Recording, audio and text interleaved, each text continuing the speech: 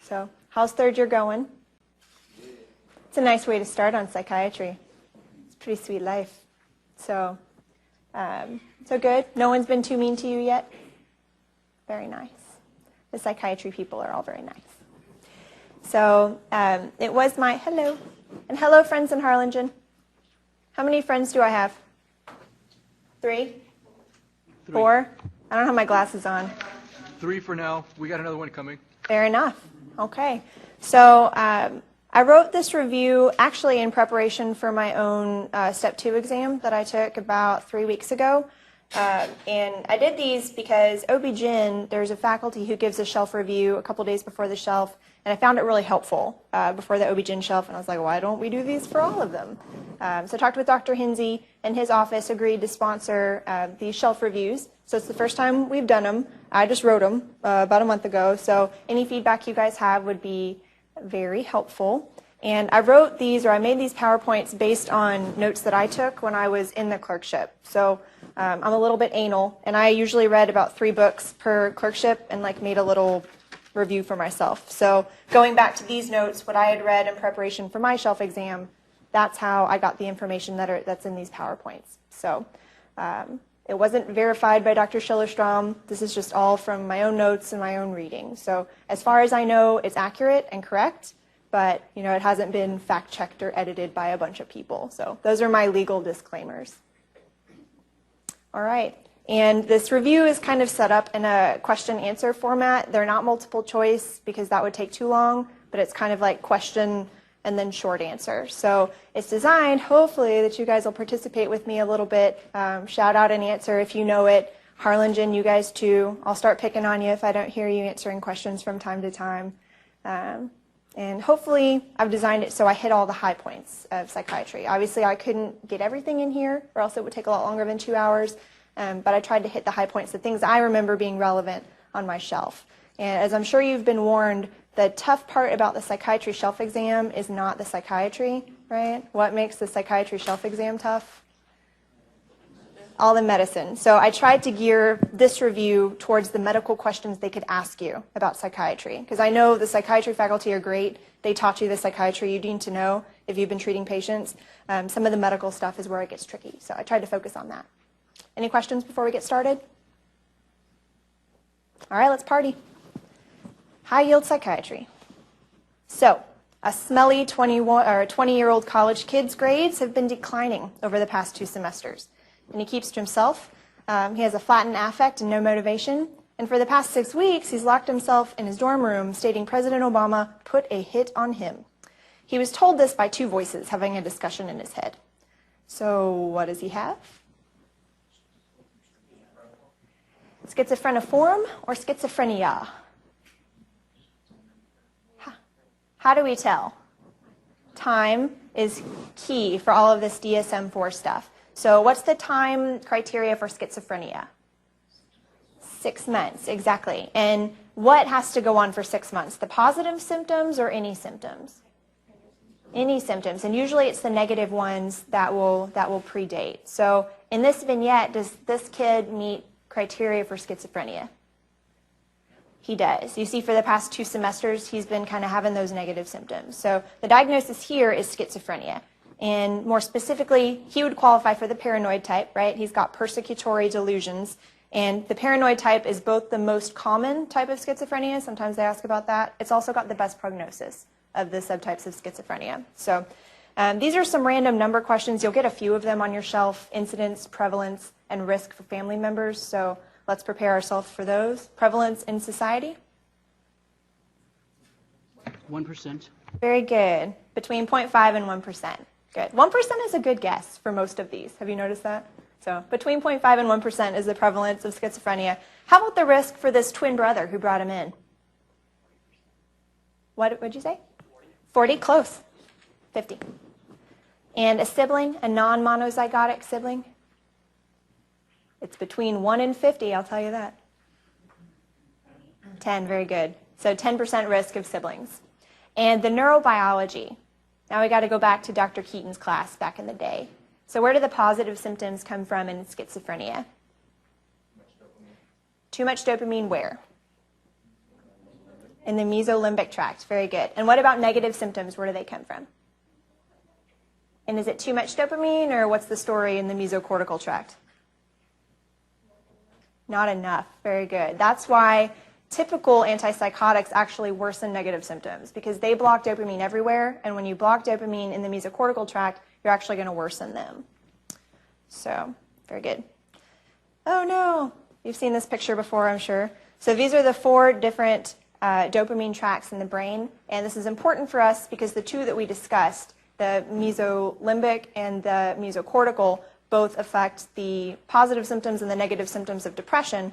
And the other 2 tracts, tubio-infundibular and nigrostriatal, are going to mediate some of the side effects of antipsychotics. So just remind yourself of these little tracts, and always be thinking when you're studying the drugs, the antipsychotics, how they're going to affect each of these tracts. And we'll see that in the coming slides. All right, so now we've got a patient. He's got delusions, hallucinations, and flattened affect for 3 weeks only. What's the diagnosis here?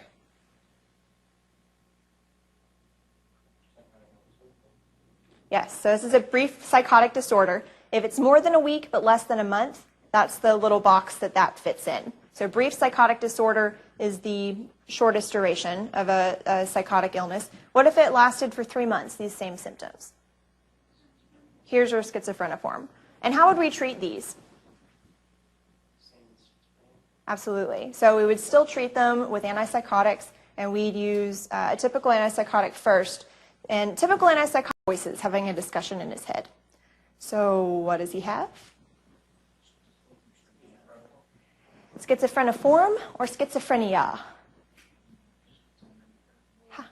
How do we voices having a discussion in his head? Also, it would take a lot longer than 2 hours, but I tried to hit the high points, the things I remember being relevant on my shelf. And as I'm sure you've been warned, the tough part about the psychiatry shelf exam is not the psychiatry, right? What makes the psychiatry shelf exam tough? All the medicine. So I tried to gear this review towards the medical questions they could ask you about psychiatry, because I know the psychiatry faculty are great. They taught you the psychiatry you need to know if you've been treating patients. Some of the medical stuff is where it gets tricky, so I tried to focus on that. Any questions before we get started? All right, let's party. High-yield psychiatry. So, a smelly 20-year-old college kid's grades have been declining over the past 2 semesters. And he keeps to himself. He has a flattened affect and no motivation. And for the past 6 weeks, he's locked himself in his dorm room, stating President Obama put a hit on him. He was told this by 2 voices having a discussion in his head. So what does he have? Schizophreniform or schizophrenia? How do we tell? Time is key for all of this DSM-4 stuff. So what's the time criteria for schizophrenia?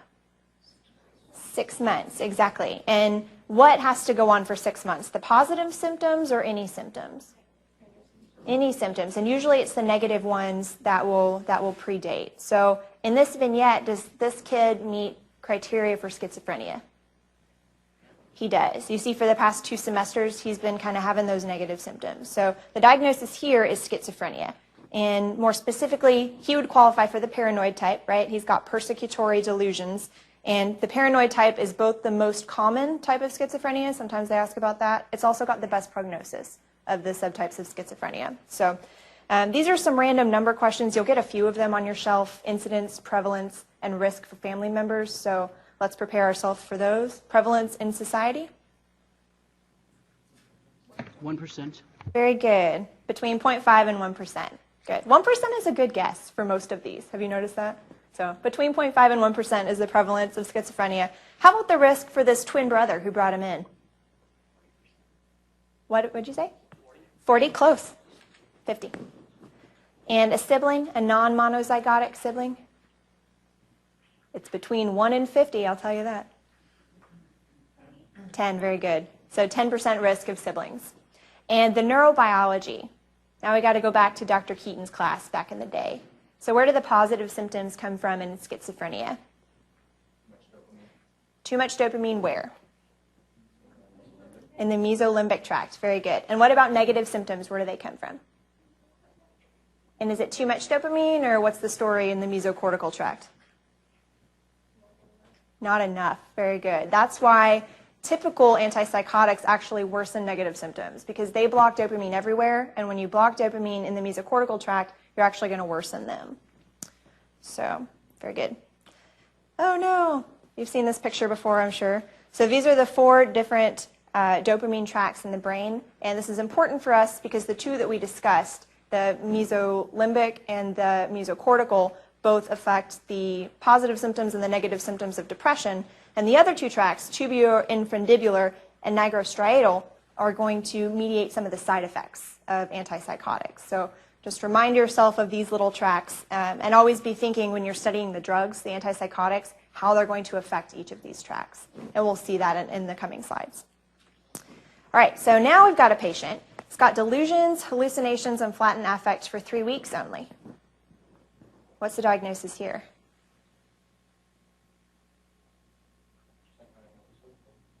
Yes, so this is a brief psychotic disorder. If it's more than a week but less than a month, that's the little box that fits in. So brief psychotic disorder is the shortest duration of a psychotic illness. What if it lasted for 3 months, these same symptoms? Here's your schizophreniform. And how would we treat these? Absolutely. So we would still treat them with antipsychotics, and we'd use a typical antipsychotic first.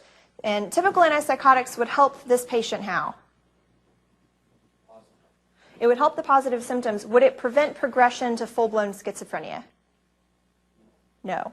So that's important to know. Although with schizophreniform or brief psychotic disorder, you can use typical antipsychotics to treat the positive symptoms that they're having by blocking the dopamine receptors, it does nothing to alter the natural history of the disease. To my knowledge, there's nothing that does. So what if we have a patient who has persecutory delusions for the past 3 years, but then 6 months ago started having sadness, guilt, insomnia, decreased concentration, and suicidal ideation? So what's your differential diagnosis? You sick of that question yet? What's your differential? Schizoaffective and psychotic depression, I think, would be the 2 on the differential. So when you're trying to determine between schizoaffective disorder and depression or bipolar disorder with psychotic features, how do you tell the difference? Exactly. So which comes first? Which one is there in the absence of the other? So here we have psychotic symptoms in the absence of mood symptoms, so that's schizoaffective disorder. And remember that this can happen either with depression or bipolar manic episodes on top of a psychotic issue. And the treatment, I think, is pretty logical. Since you have psychotic symptoms and you have affective symptoms, you treat them both. You treat with an antipsychotic and an antidepressant. So what about our third patient with major depressive disorder with 3 years and then recently begins hearing voices telling him he's worthless and to kill himself? Yeah, so here's our major depressive disorder with psychotic features. Oddly enough, the treatment is the same, and that makes sense if you think about it. So there's psychotic symptoms, there's affective symptoms, you have to treat them both. So the difference is really only in the label, and that has to do with what comes first or what happens in the absence of the other. One thing to remember about psychotic depression is it is one of the indications for ECT, electroconvulsive therapy, especially if they're pregnant. Right, because a lot of those medicines we use to treat it are contraindicated in pregnancy. So if you see psychotic depression, that's one of the times that ECT as an answer choice would be correct. So what about our fourth fellow? He's convinced Miley Cyrus is in love with him, but is otherwise functional in his day-to-day life. Delusional disorder, very good. So this one specifically would be the erotomanic type because it has to do with having a delusion that someone loves them that doesn't, usually someone famous. These delusions are almost always, or are always, non-bizarre. So there's something that could happen. It's not like, oh, this guy thinks that aliens are coming down and stealing his children. No, it's something that's believable, non-bizarre, but still a delusion. And these are better treated with psychotherapy. You have to develop a therapeutic alliance with the patient because they don't believe what they have is a problem. They truly believe their delusion, hence making it a delusion. So, any questions so far? You know what med you put them on? An antipsychotic. I think it would depend on, if they're functional, probably wouldn't shoot them up full of haloperidol, but since it's a type of psychotic disorder, I would assume an antipsychotic. Okay, question or hand gesture? For the schizoaffective one, Yes. how does he fit the criteria for schizophrenia if he only has persecutory delusion? I thought you need two. Good. So the question was for y'all in Harlingen, they were questioning why my second patient met the criteria for schizophrenia. And you're right, I didn't give you enough information in the vignette to make that. So to diagnose schizoaffective disorder, do you have to meet the criteria for schizophrenia, the psychotic symptoms, diagnostic of schizophrenia, with mood symptoms on top of it. Space was scarce in my PowerPoint, so I apologize. That was a good catch. Okay, any other questions? All right, so our agitated psychotic patient, what should we give them? Haloperidol would be the drug of choice for first line, just because it has a faster onset, and if the person is really agitated, anytime you see in the vignette, you can't get the history from a patient because they're so agitated, they're hurting nurses and orderlies, they're so agitated. The drug of choice is always going to be an IM drug because it gets there faster, you don't have to establish IV access, and haloperidol has a quick onset of action. And how does haloperidol work? I think we've said it before. It's a dopamine blocker, D2 specifically. So it blocks the D2 dopamine receptor, and it blocks it everywhere, at each of those 4 tracks that we saw on one of the prior slides. So because of that, and knowing those 4 tracks that are there, since it blocks non-selectively, the blockade at the tubuloinfundibular tract is going to cause hyperprolactinemia and lactation, galactorrhea, and at the nigrostriatal tract is going to cause EPS. So knowing that neurobiology helps you answer those questions. So what are the low potency antipsychotics? Very good. And it's hard to remember those because we don't use them, right? Have you ever seen a patient on these? I don't think I did when I was on my psychiatry rotation. But what to know about them for the test is that they're low potency, so they have less EPS effects, but they are more anticholinergic. So think back to Dr. Keaton in pharmacology and remember those anticholinergic side effects. If you see a patient or if you're reading about a patient on your exam that's got the dry mouth, blah, blah, blah, they may have too much of this or be intolerant of one of these low potency medicines. And the high potency antipsychotics? Good, good. Haloperidol and flufenazine are the ones that you'll be tested on most because they're higher potency, they have higher EPS. And what if you have a patient with medication non-adherence, which is the PC term for non-compliance, just so you know. They won't take their meds. You give them some antipsychotics, they're too psychotic to take them. They'll throw them away. You can give them an injection. So flufenazine is available it's called the decanoate form. You can give them every 2 to 4 weeks, and that's good if the patient is not reliable to take an oral med. Why would you go with a typical antipsychotic here instead of doing the Risperdal concert or something like that? So Risperdal is the other one that's available in decanoate. Decanoate is just the type of injection where it's like a depot form. It lasts. So both haloperidol and Risperdal are both available in the long-acting injectable. Okay, so decanoate is just a delivery term. To my understanding, yes. I think you can have Risperdal, decanoate, and haloperidol decanoate. That's my understanding. So these are some random side effects of some random medicines. Purple-gray metallic rash over sun-exposed areas and jaundice. Very good. Chlorpromazine. And the prolonged QTC and pigmentary retinopathy is thioridazine. So why do we care about a prolonged QTC? Because it can lead to torsades and death. So it's rarely used, it's a rare side effect, we care about it, and they test you on it because it kills people. So remember these. I think one of these showed up on my shelf. I can't remember which one. Okay, so a patient on an antipsychotic wakes up, suddenly their eyes are stuck looking up, their head is stuck looking to the side. What's this called? Dystonic reaction. Usually it's the earliest onset, it happens within 12 hours. The treatment of this is important. You treat it with benztropine or diphenhydramine. So they often ask you, they'll give you a presentation of somebody with one of these side effects and ask you how to treat it. The first treatment is obviously stop the medication that was causing it, but these that I've given on the PowerPoint slides are the medications to treat it. Patients feeling like they always have to move around, akathisia, and what do you treat it with? Benzo or propranolol. You treat it with the same thing you used to treat social anxiety. That's how I remembered it. Because they're kind of restless, they're moving around, kind of like people who have social anxiety or restless. That doesn't really work. But it's the same drugs that are used to treat both. So, and this onset is within 1 to 3 months. It happens a little bit later. What about a coarse resting tremor, masked facies, unsteady gait, bradykinesia, Parkinsonianisms, and EPS? Usually happens before 6 months, but it's later in onset. And the biggest thing here, they're going to put L-DOPA or carbidopa or something as an answer choice. Don't pick it because it's wrong. You treat this with benztropine or diphenhydramine. Bromocriptine and amantadine are second line, but never, never, never L-DOPA. Why not? Right. Why would you give a psychotic patient L-DOPA? Right. What's the problem in schizophrenia? Too much dopamine. So even though they look like a Parkinson's patient, you don't treat them like a Parkinson's patient because they're schizophrenic. So the latest onset side effect after 10 years, they move their tongue around, they grimace, tardive dyskinesia. And what do we use to treat it?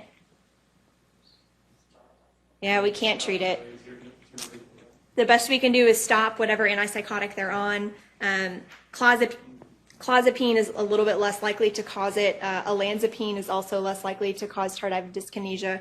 But, oh no, that's not right, just clozapine. So clozapine is the one that's less likely to cause tardive dyskinesia, which is what you switch them to. So the one that they'll probably ask you about, within moments of a haloperidol injection, elevated CPK, febrile, rigid, autonomic instability, temperature, blood pressure all over the place, and they're delirious.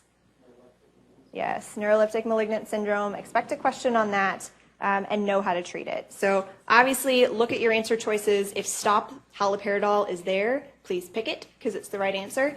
If it's not there, look for things like dantrolene sodium, bromocriptine, and cooling blankets just for symptomatic treatment of the fever. And then remember that there are medical medicines, internal medicine medicines that can cause it also. Metoclopramide is probably the one you'll see because it's used the most. Okay, so which atypical agent has the highest risk of EPS and elevated prolactin? Risperdal, very good, risperidone. But this one comes in a depot shot, as we discussed earlier, so that's why people still use it sometimes. Decanoate, yeah. So I don't know how high yield that one word is, but I came across it in my reading. So which antipsychotic is weight neutral but prolongs the QTC? Ziprasidone, very good. So there are two atypical antipsychotics that are weight neutral. Ziprasidone is one. What's the other one? Starts with an A. Aripiprazole. So very good. So these two, remember these two are weight neutral. Akathisia, aripiprazole both start with an A, which is how I made that association. And then QTC is kind of like QTZ. I don't know. So, but those are the two that are weight neutral. They just have different side effects. So the atypical associated with weight gain, olanzapine. Olanzapine makes you eat everything. And causes orthostasis because it's alpha-1 blocker. Which one haven't we used? Quetiapine. So quetiapine, in addition to its atypical antipsychotic effects, also blocks alpha receptors. So it causes orthostatic hypotension. And then what atypical antipsychotic is good for treatment refractory schizophrenia? Clozapine. And what's the most common side effect of clozapine? Is that the most common one? It is the most dangerous one. Yeah, so weight gain, sedation, and then the reasons why you check your patients' sugar and triglycerides every so often are because it can elevate lipids and sugar. The most dangerous side effect is agranulocytosis. It also decreases the seizure threshold, so we always think about what antidepressant in people with seizures or bulimics or whatever. Yeah, bupropion, but clozapine also decreases the seizure threshold. And for monitoring, we want to check a CBC to make sure we catch agranulocytosis and stop the medicine if the white blood cells go too low.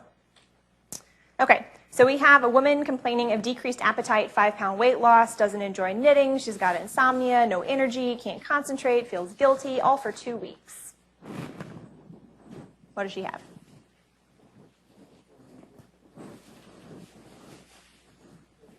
She's depressed, yeah. So this is a depressive episode. What's the most important first question for this patient? Very good. You assess for suicidal ideation first, just because you always want to think when you're asking questions or planning your workup, what's going to kill the patient? In suicide, that would be, in depression, that would be suicide. So risk factors for suicide? Single white males, they're old and live at home by themselves, recently divorced with firearms and alcohol. Oh, press your button and say it again.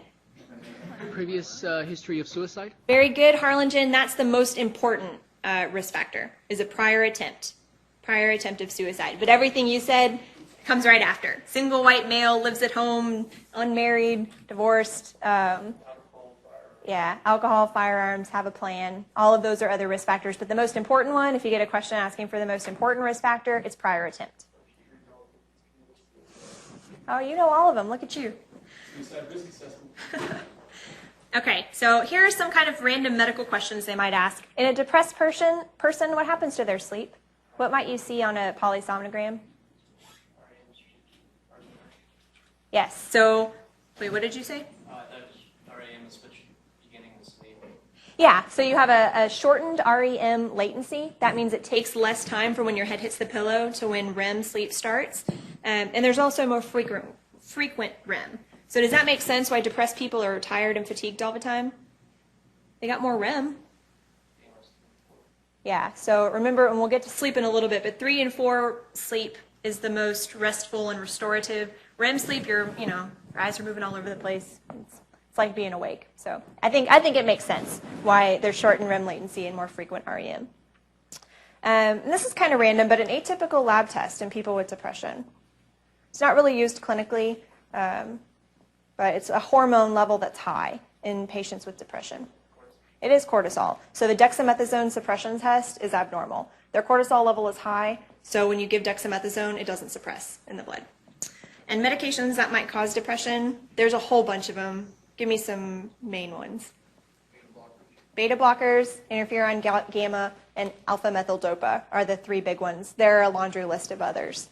And then don't forget drugs of abuse. You can't diagnose depression unless somebody is off drugs and done detoxing from drugs. And medical diseases that cause depression, again, there's a laundry list. It kind of depends on what other symptoms they give you in the vignette. HIV, they tell you about the risk factors, seroconversion disorder. If a tick bit them, think Lyme. Always check thyroid. That's one of the first medical tests you take. Porphyria, if they've got abdominal pain or joint pain or a photosensitive rash, that's probably porphyria. Uremia, if they have kidney failure, and so forth and so on. So those are kind of the big ones. Oh, left middle cerebral artery stroke. That was a question in pretest that I got wrong like 85 times in a row. So I decided to put it on my slide. A left middle cerebral artery stroke gives the patient symptoms of depression. Okay, first line drugs for major depressive disorder. SSRIs, they're our best friend in psychiatry. Other indications for SSRI are OCD, bulimia, anxiety, PTSD, and premature ejaculation. Por qué? Why premature ejaculation? Well, think about one of the side effects of SSRIs. Yeah, so it decreases ejaculation, so you can actually use it in the treatment of premature ejaculation. I haven't seen it used, but it's in the books. So, which SSRI has the most drug-drug interactions? Paroxetine, very good. It has the most interactions with cytochrome P450, so more drugs will cause problems. What drug don't you have to taper when stopping? Fluvoxamine, and why is that? It has the shortest half-life, so you don't have to worry about serotonin discontinuation or SSRI discontinuation syndrome. Which one has the fewest drug-drug interactions? Very good, citalopram. And if your patient was on an SSRI and gets headache, nausea, vomiting, diarrhea, dizziness, fatigue when they stopped it suddenly, which one might they be taking? Sertraline and fluvoxamine. Sertraline is probably the one they'll ask you about. So this is serotonin discontinuation syndrome. Kind of feel like they have the flu. Isn't Fluvoxamine or Luvox only indicated for OCD, not maybe depressive disorder? That's a good question. I don't know the answer to that. It was listed with the SSRIs, so I put it in the SSRIs section. But I didn't come across it in my reading, and I don't know. Sorry. But I trust you if you say that's true. Harlingen, he said that fluvoxamine is only indicated for OCD and not for MDD, but I don't know about that.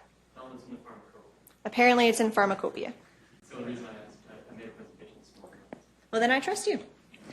Okay, so what if your patient has myoclonic jerks, tachycardia, high blood pressure, hyperreflexia, nausea, vomiting, diarrhea? What does that sound like?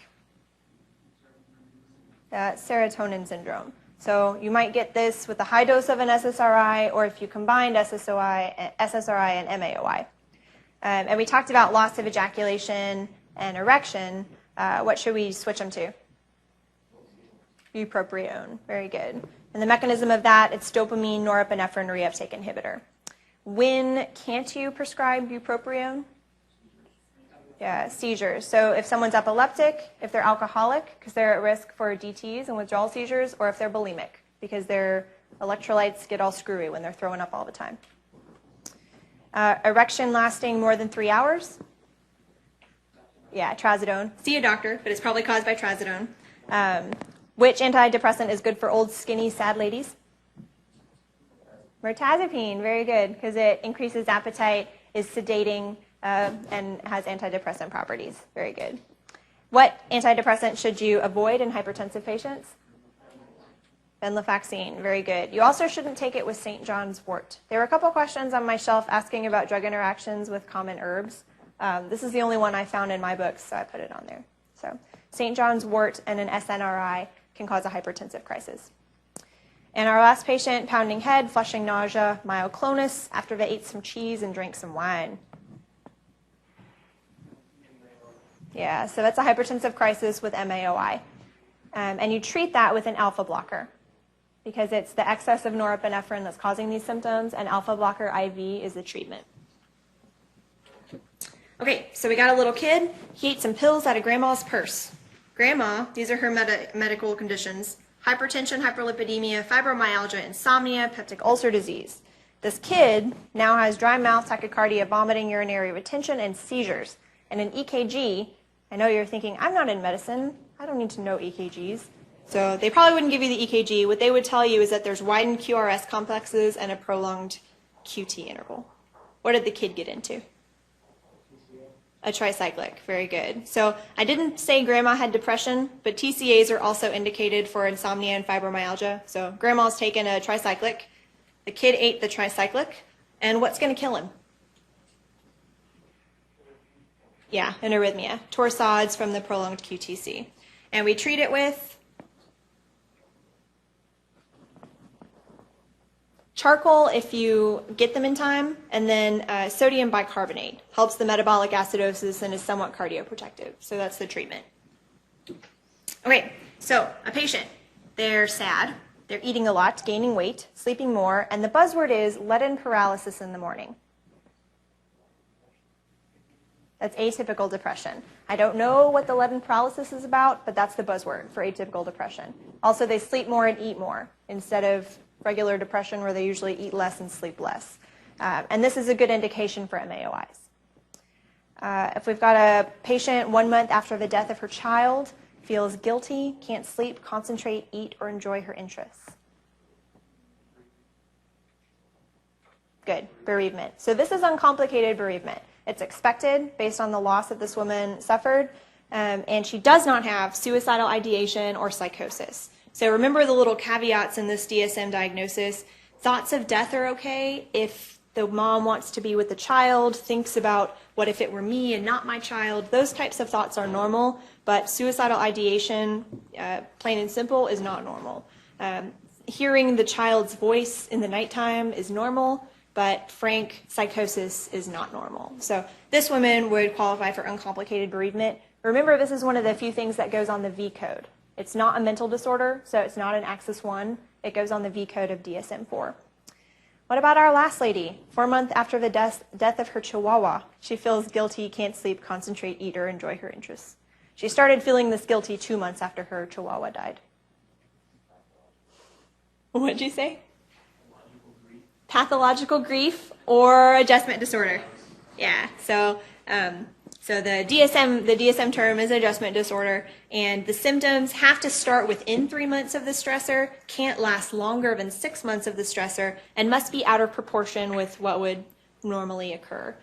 So think about this. Usually they'll describe a child that goes away to college and has problems adjusting, so they call it adjustment disorder. But the symptoms stop just short of major depressive episode.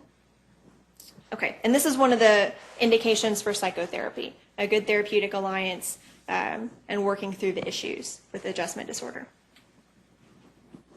Okay, so a patient is brought in by his identical twin brother, stating he's been sleeping little, had sex with lots of ladies, talks in a pressured manner, maxed out his credit cards. He's starting a business that couldn't fail. What does he have? Bipolar manic phase. Yeah, so this is a manic episode. We don't know if he's had any depression, but definitely a manic episode, possibly bipolar if we see cycling. Incidence in the general population. What's the magic number? So it's 1% incidence. Risk for diagnosis in this identical twin brother? 90, yeah. Bipolar disorder is one of the most heritable psychiatric conditions ever. So 90% concordance rate within monozygotic twins. And what would we think if the same symptoms happened in a 75-year-old man instead of this, I didn't say how old he was, but someone in their 20s? So it could be PICS, it could be frontotemporal dementia. There's definitely loss of inhibition, and you can see some of these issues. In general, you'd be looking for something more medical. We'd feel more comfortable calling this a manic phase in someone who's maybe 20 or 30 than someone who is 70 or 80. So always remember, in older patients with new psychiatric symptoms, it's probably medical. So a right frontal hemispheric stroke can also cause symptoms of mania. Remember, the left MCA gave you depression, the right MCA gives you mania if you have a stroke there. What medication should we avoid in this fellow? SSRIs, very good, or TCAs. They can both trigger a manic phase. And medications to start? Lithium.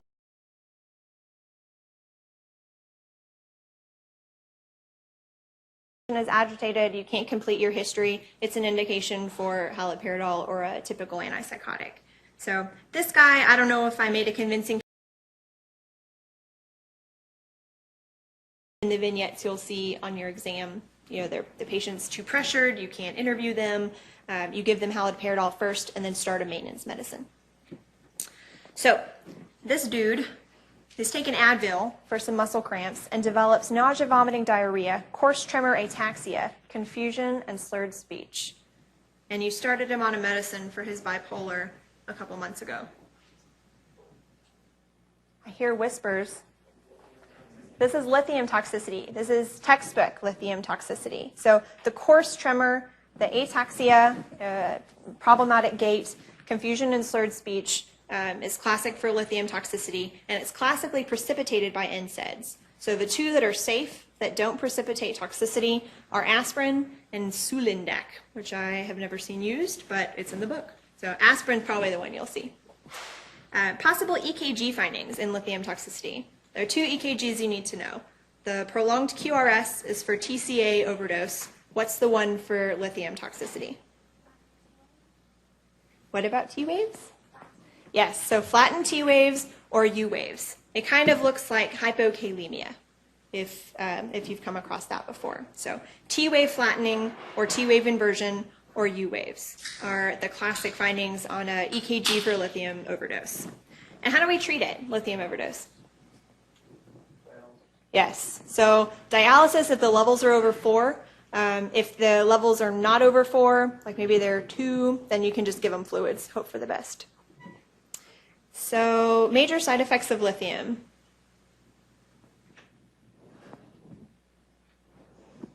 These are bad, right? Weight gain, acne, GI irritation, and cramps. Those are the more common side effects of lithium.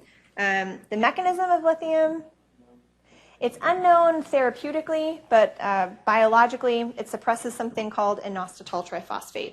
Don't know how high yield that was. That was a pre-test question I came across one time. So, but you're right. The therapeutic mechanism is unknown. They're not sure why it helps bipolar. For therapeutic levels, 0.6 to 1.2 is what I have. Medical monitoring, what lab tests do you want to get periodically? Renal function. Thyroid function, because it can cause hypothyroidism. Sodium levels? Yeah. True. I don't have on that, but I agree with you. Checking a basic chemistry couldn't hurt either. The ones that I had in my book, you always want to check the lithium level to make sure they're therapeutic, TFTs to look for hypothyroidism, creatinine to check kidney function, a UA, CBC, and EKG periodically. So, contraindications for use, mainly because it precipitates toxicity. Occupation, puts you in the sun. Oh, Lack of air conditioner in Texas. okay. So, lack of AC, why is that? I'm not kidding, because they sweat up a lot. Oh, We I have see. patients that we can't discharge on lithium because they don't have air conditioners in their house. I had not heard no air condition as a contraindication, but I believe you. Severe renal disease is the one they'll usually ask you about just because it decreases clearance. So if your creatinine is high, if your GFR sucks, you're not going to be able to clear lithium and you're going to be more prone to toxicity. Also, pregnant and breastfeeding, not a good idea to take lithium. Problems in pregnancy, why can't our pregnant friends take lithium? It's a dead guy's name on a heart malformation. Epstein's anomaly. So what that is part of the right ventricle becomes atrialized, and it decreases cardiac output from the right side of the heart. So usually the problem is in the first trimester. Okay, so what should we treat bipolar with in pregnant people? Can we use valproic acid? Carbamazepine causes a lot of the same birth defects as valproic acid. So actually, you use a benzo. It's always a risk-benefit analysis. You talk to the patient, but textbook, the best choice for treatment of bipolar is a benzo because it doesn't cause the same birth defect risk. So if side effects are elevated LFTs and hepatitis, what bipolar med is that? There's your valproic acid. Stevens-Johnson syndrome, what side effect is that? Lamotrigine, very good. Carbamazepine a little bit. I don't think they could give you lamotrigine and carbamazepine as answer choices for this because technically it happens in both, but lamotrigine is more classic. Agranulocytosis, there's your carbamazepine. You also need to check the CBC. And if it's less than 2,000, watch closely every week. If it's less than 1,000, absolute neutrophil count, stop it. Got to change to something else.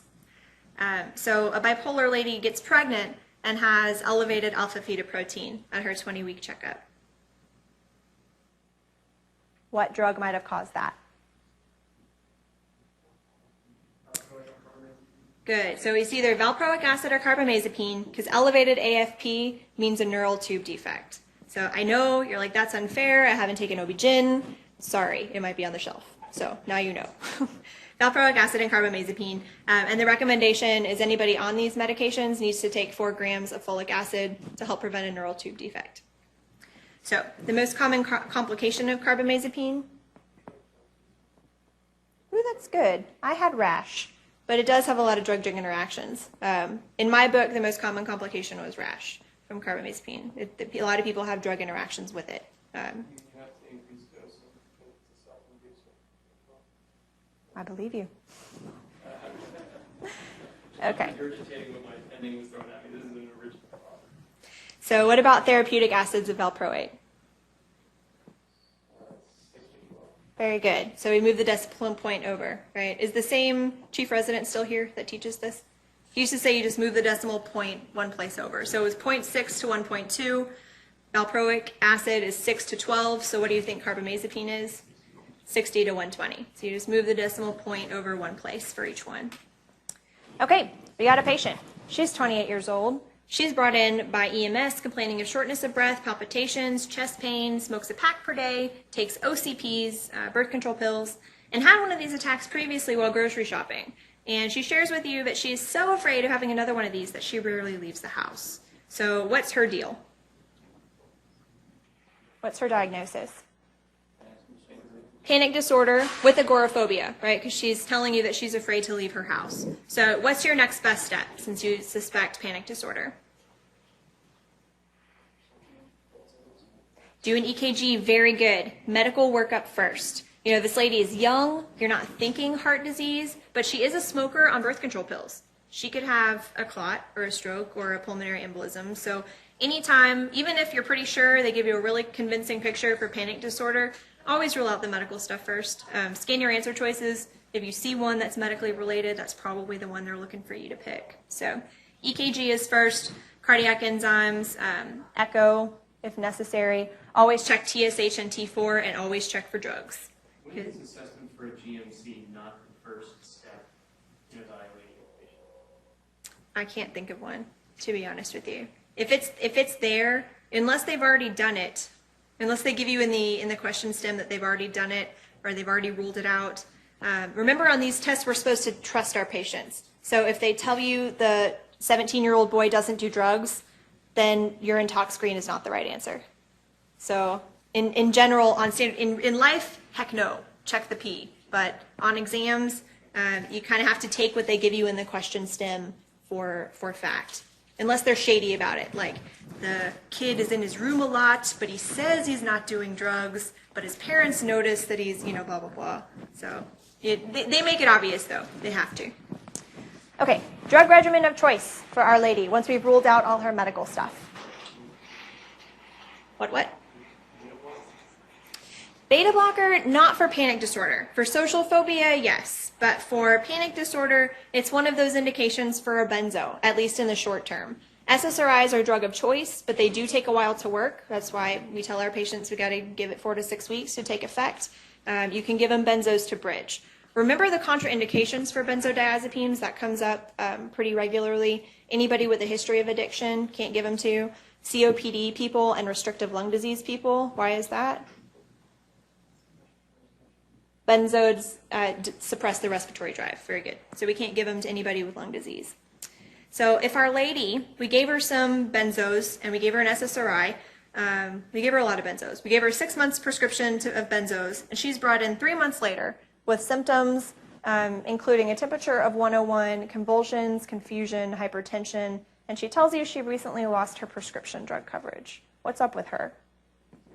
She's in withdrawal. So remember, benzodiazepine withdrawal looks just like DTs. So they'll have the autonomic instability. They can have seizures, hallucinations. It's a serious deal. So treat them just like you would somebody in DTs with diazepam or chlorodiazepoxide. Okay, MS4 with a deathly fear of flying that inhibits her from interviewing at the program of her dreams. What does she have? It's a specific phobia. And treatment? So good. If desensitization, if exposure therapy is there, that's the right answer. This is another indication for benzos. You can give them a really small prescription and tell them to take one when they go on an airplane. So good. What about an MS3 with a deathly fear of presenting a case in grand rounds because she's afraid the surgeons will laugh at her? And they will. Just kidding, they won't. What's that? Social phobia, good. So here's your propranolol. Propranolol is good for the autonomic symptoms, the sweating, tremors, such and such. You can also give a situational benzo. And MS2 keeps to herself because she doesn't talk with peers because she's afraid they'll laugh at her. Good. This is a personality disorder, avoidant personality disorder, and the treatment here is cognitive behavioral therapy. So the difference between social phobia and avoidant personality disorder is in presentation type settings versus any social setting, just one-on-one in a small group of friends. That's the difference. So what about an MS1? Trouble falling asleep because she thinks about failing biochem. In class she can't concentrate because she worries her boyfriend will leave her. This has been going on for 6 months. that's generalized anxiety disorder. So remember buspirone as a drug of choice here, but it takes a while to work. It's okay to give a benzo bridge. So now, I've got an 18-year-old who just started college, and his grades are declining. He states he can't make it to class on time because he spends 2 to 3 hours scrubbing in the shower each morning. He knows this is excessive, but on days he takes shorter showers, he can feel the bacteria and worries about contracting an illness. So he's OCD and comorbid condition. Tourette's, good. Vocal motor tics, for sure, and then full-blown Tourette's is in about 5%. So how do we treat OCD? Drug of choice. The gold standard in most of the books that I read is still clomipramine, and SSRIs are what's used first line. So this is the first line versus gold standard thing. So read your question carefully.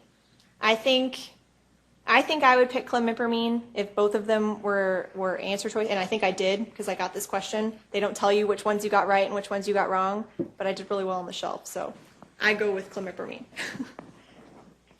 Okay. So we've got a 25-year-old survivor of sexual assault. She comes to you with a 6-week history of recurrent nightmares of when she was raped at knife point. She now avoids situations where unknown men will be present to the point that she had to quit her job at a bank. She reports being jumpy anytime she hears footsteps behind her. So this qualifies as PTSD. And you'll see I have in purple recurrent nightmares. Those are the reliving symptoms. So you have reliving symptoms, you have hyperarousal, and you have avoidance. So this woman has all 3 of those, and it's interfering with her day-to-day life. So how would we treat PTSD? SSRIs, very good. Usually most effective when you combine it with therapy. And remember, these random alpha blockers are good for nightmares. If you did any rotations at the VA, you know that a lot of the PTSD guys are on either prazosin or terazosin, and those are helpful for nightmares. Their alpha-1 blocking ability. So, good. So what if we had the same symptoms, but only present for 3 weeks? This is this time thing again. Acute stress reaction, very good. And the same symptoms, but instead of being in response to rape, being in response to a bad breakup. This is adjustment disorder again. So it's out of proportion to what you would expect for a situation. Onset within 3 months, lasting no longer than 6 months. So the criteria for adjustment. Of course. Do you remember after what time period it's no longer acute stress and it becomes PTSD? Like, the impact would probably be within the month. So the question for Harlingen is the time criteria between acute stress reaction and PTSD. And off the top of my head, I think it's 3 months, but let me look it up because I don't want to lie to you. So,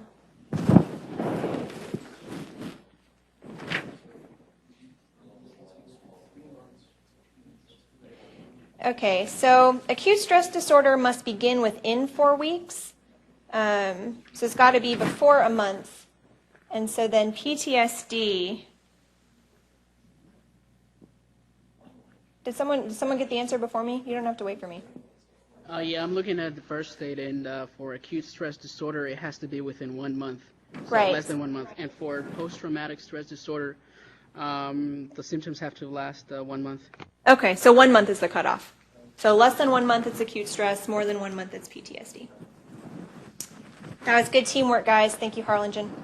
There's also for late onset PTSD, in which symptoms present themselves greater than 6 months after stress. So we just got a comment, Harlingen, that delayed onset PTSD can present 6 months after the stressor. And that happens a lot with veterans. So, okay. So we've got a 33-year-old female. She's got pelvic pain during menses. You review her chart and see that she's also sought help over the past 10 years for pain in her low back, neck, arms, feet, constipation. What does she have?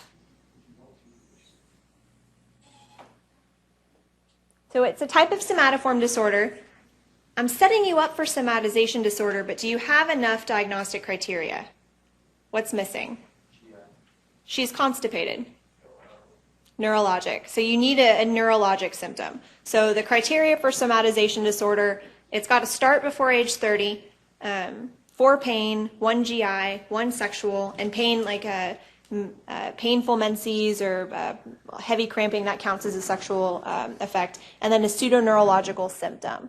So blindness, tingling, usually it's tingling or numbness along an arm or something. So this lady doesn't have a pseudoneurological symptom, so we can't diagnose her with somatization disorder. If she did have somatization disorder, what would be some comorbid conditions you would worry about? Yeah, usually it's depression or anxiety on axis 1, and almost all of them have a personality disorder. And the best treatment for somatization disorder? Frequent follow-up. Very good. So you appoint one physician for the patient, schedule frequent visits with this doctor, and make sure there's an agreement with all the doctors caring for the patient that they won't do unnecessary tests, only if they're warranted. Yes, sir? Could you, given just the basic presentation and the fact you were trying to lead towards somatization, could you also, on your differential, have opiate addiction? So the question was, would on our differential also be opiate addiction for a patient with these symptoms? On a standardized test, they'd have to tell you that they asked for them, or there was a history that they had them. I don't think, in life, sure. In life, this patient walks in, absolutely. But on your exam, they'd have to give you more than that. So that's where it's easy to get into trouble on shelf exams, that you start thinking that the clinical vignettes are real people. Because unfortunately, you treat a clinical vignette on a test and a real patient very differently. And it sucks, but it's important to put your test hat on when you walk into the shelf exam so you don't overthink questions. So, okay. So what about another 33-year-old female brought into the ER after having a seizure in the waiting room of her neurologist's office? Her worried husband describes the episode as lasting 20 minutes, consisting of shaking with her eyes closed. She didn't pee on herself. She didn't poo on herself. What are we thinking? Pseudo-seizure, and that's a type of what, axis 1? Conversion disorder. Very good. So, conversion disorders aren't intentional. They're a manifestation of something underlying. So that's something that they might ask you. This person did not, or if it is true conversion disorder, the person is not sitting there saying, I'm going to shake like this and fake the seizure to get out of going to jail, so forth and so on. This is unintentional, and you should always view it as a cry for help and look for something underlying, depression or anxiety. And in the textbooks, they use the term labelle indifference. So the patient can't see but doesn't care, or their foot is paralyzed and they don't care. That's not always true. So even the textbooks say in test questions, it's not always true. So, and why do we think this is a pseudo-seizure and not a real one? Eyes closed. It's kind of long, right? A 20-minute seizure, you'd be pretty worried about that if that were real. She didn't pee on herself, and it happened in the waiting room of her neurologist's office. Come on now. I mean, seizures are so random. What's the likelihood that it's going to happen in a witness situation where there are medical people around? So if we wanted to confirm or support that it was a pseudo-seizure and not a real one, what test could we do? So we could do an EEG. They could do like a prolonged study to confirm that there's no abnormal electrical discharge. Prolactin is also something that in the textbooks they say you can check after a seizure. If it's a real seizure and you've got real muscle contraction, the prolactin should be sky high. In pseudo-seizures, it's usually lower. That's not perfect, because if you're having a real good pseudo-seizure, theoretically you could contract enough to make your prolactin go up. But in the textbooks, they say that prolactin can be a determining factor. High in real seizures, normal in pseudo. Okay, so a 54-year-old RN presents with a history of 2 months, diarrhea and abdominal pain. He's presented to 4 other hospitals with the same complaint. Colonoscopy reveals pigment in the wall of the colon. So we've got a vote for malingering.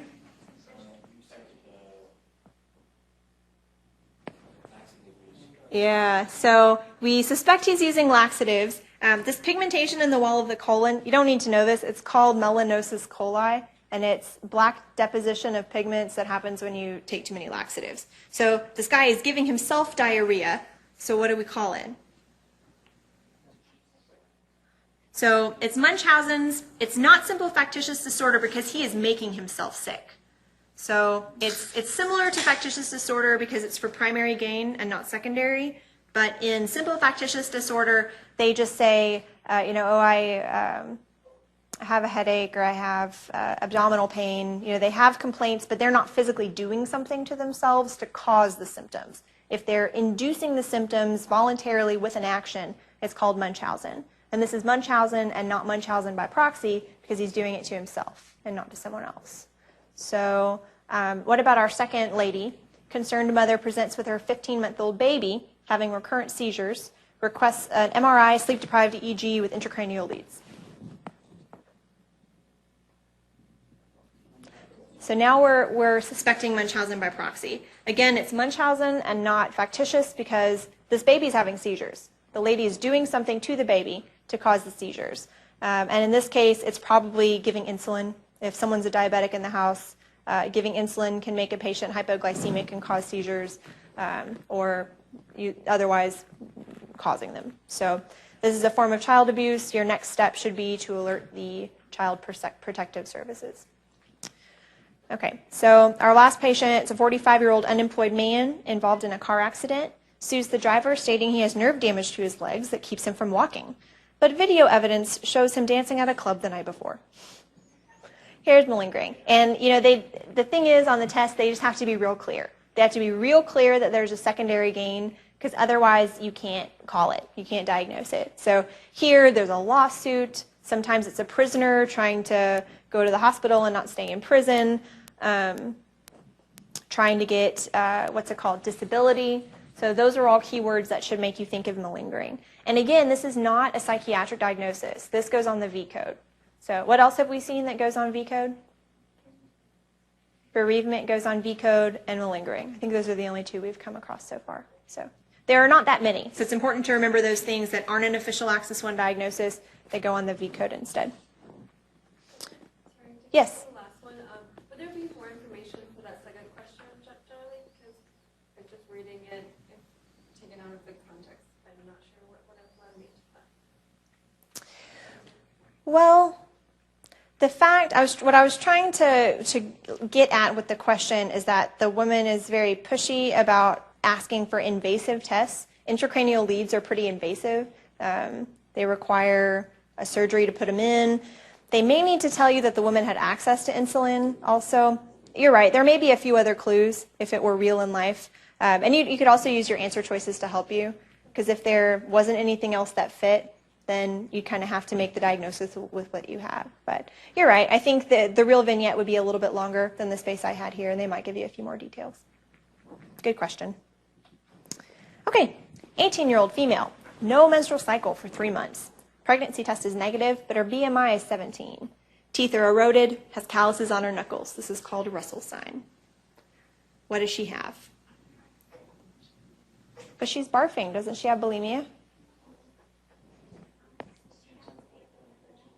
She has amenorrhea, and that is evidence of an endocrine abnormality, and she's also got a BMI that's abnormal. So even though she's barfing, she's not bulimic. She's an anorexic purging type. So anytime you have any endocrine abnormalities, usually that's amenorrhea. It could also be osteoporosis. Sometimes these girls will present with a pathologic fracture in the femur or something like that, and then they do a bone scan and they have osteoporosis. That's another endocrine symptom that makes it anorexia and not bulimia.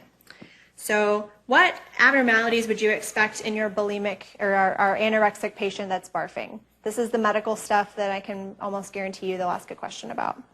How are her vital signs? Yeah, so she's bradycardic, hypotensive, hypothermic. Everything is decreased. And it makes sense, hypothermia, she doesn't have body fat. Bradycardia, hypotension makes sense, she's throwing up, so she's hypovolemic. So what about her CBC? What do we expect about her white blood cells? Low.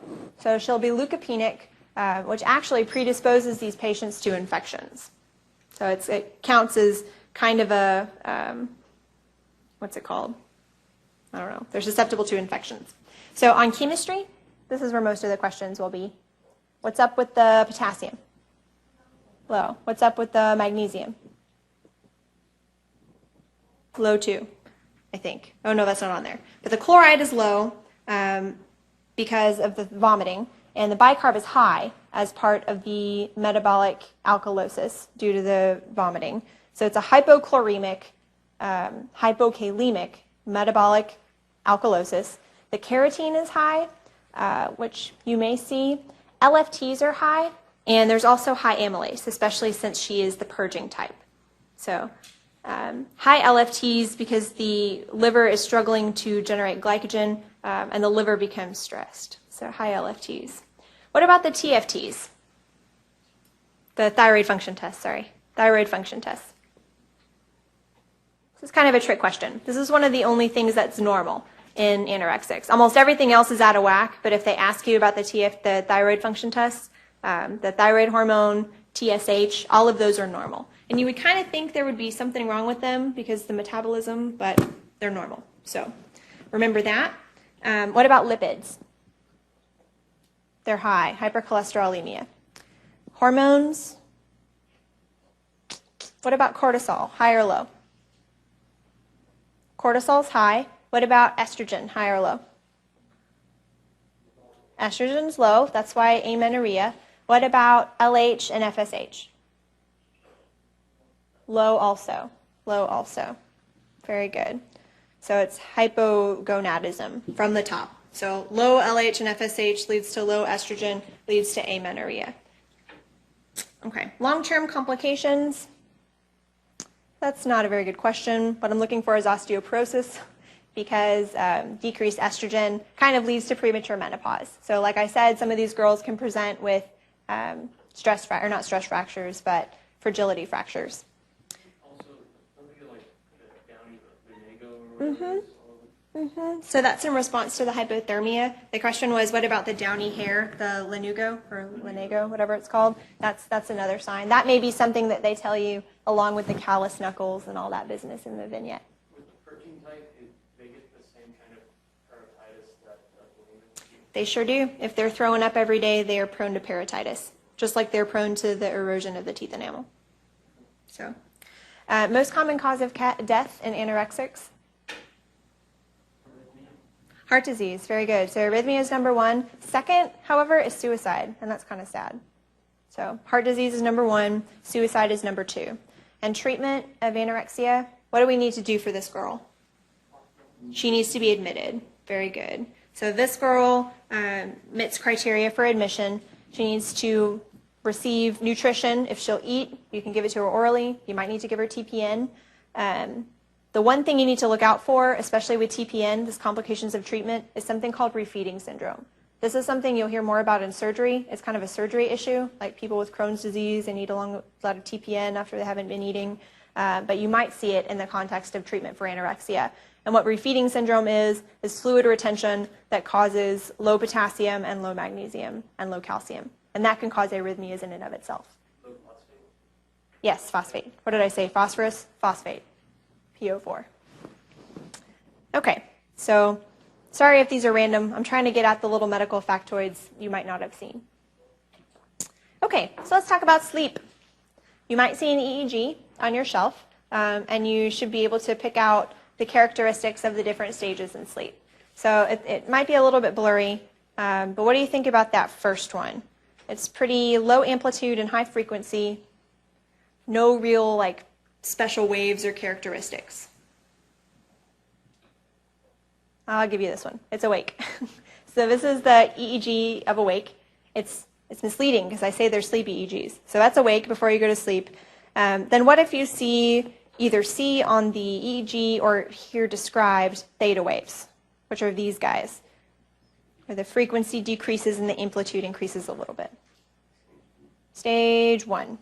Stage one. Sleep 2 is characterized by these sleep spindles and K complexes. So sleep spindles are when we have an increase in frequency. K complexes are when we have an increase in amplitude. And these are hallmarks of stage 2 sleep. These guys right here are theta waves. Are delta waves, where they slow way down in frequency and increase way up in amplitude. So these are delta waves, and these are characteristics of 3 and 4. So both of those are slow wave sleep, And the only difference is the amount of theta waves. If there's more than 50%, that's stage 4. If there's less than 50%, that's stage 3. And for a clinical correlate, what they might ask you about is sleepwalking, sleep talking, and night terrors all occur during slow wave sleep. Okay. And lastly here, it kind of looks like the awake EEG, but you see these things that might be described as sawtooth waves. Looks like awake, REM. So it's the only one left, right? That's REM. And remember that your skeletal muscle is paralyzed except for your extraocular muscles in REM sleep. So remind me, how does your sleep EEG change in depression? Decrease REM latency, and you spend more time in REM. Very good. What about old people?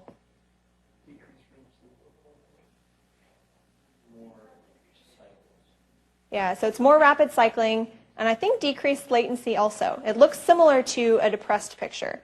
But remember, in old people, they have the same amount of sleep overall. They just sleep less during the night and then take more naps.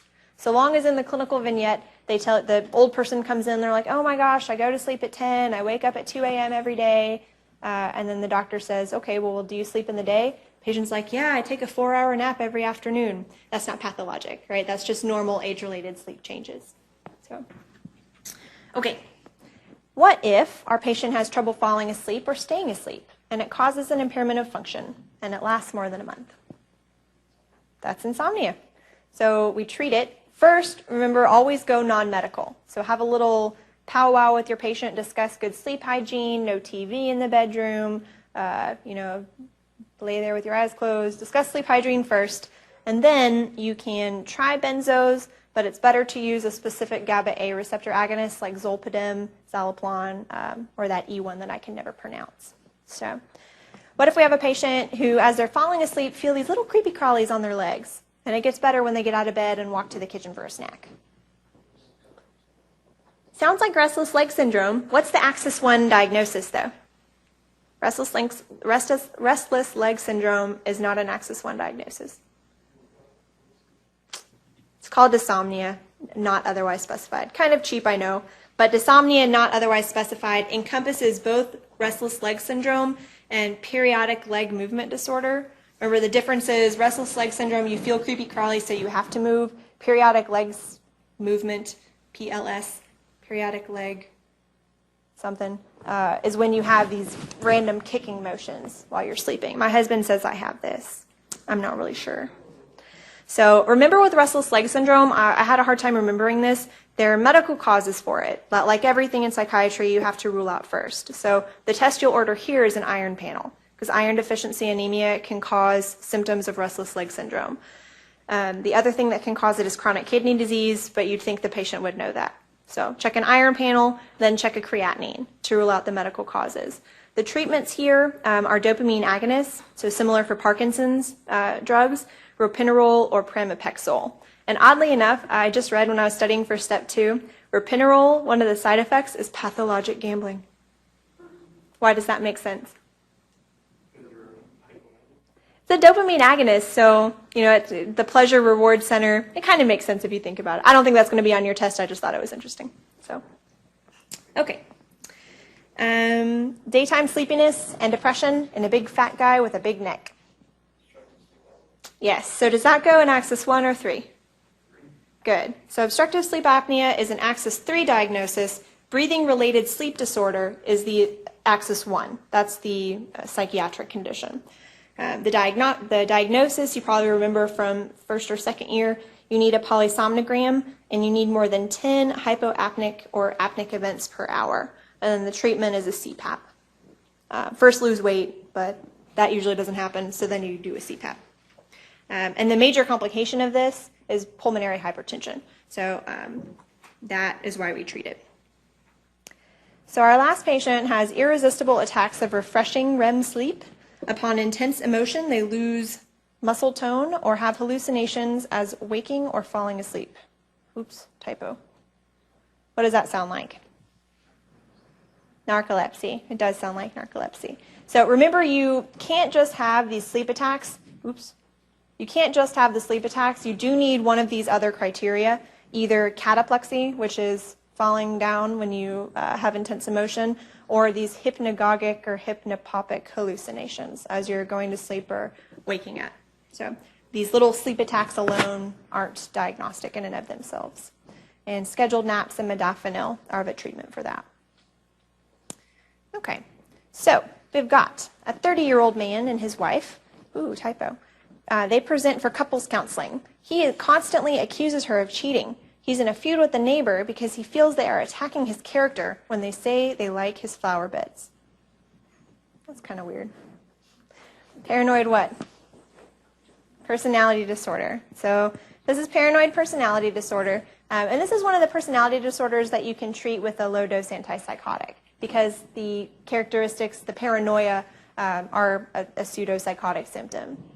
So what about a 30-year-old man, never been married, doesn't have any close friends, works as a security guard, and in his free time works on model ships in his basement?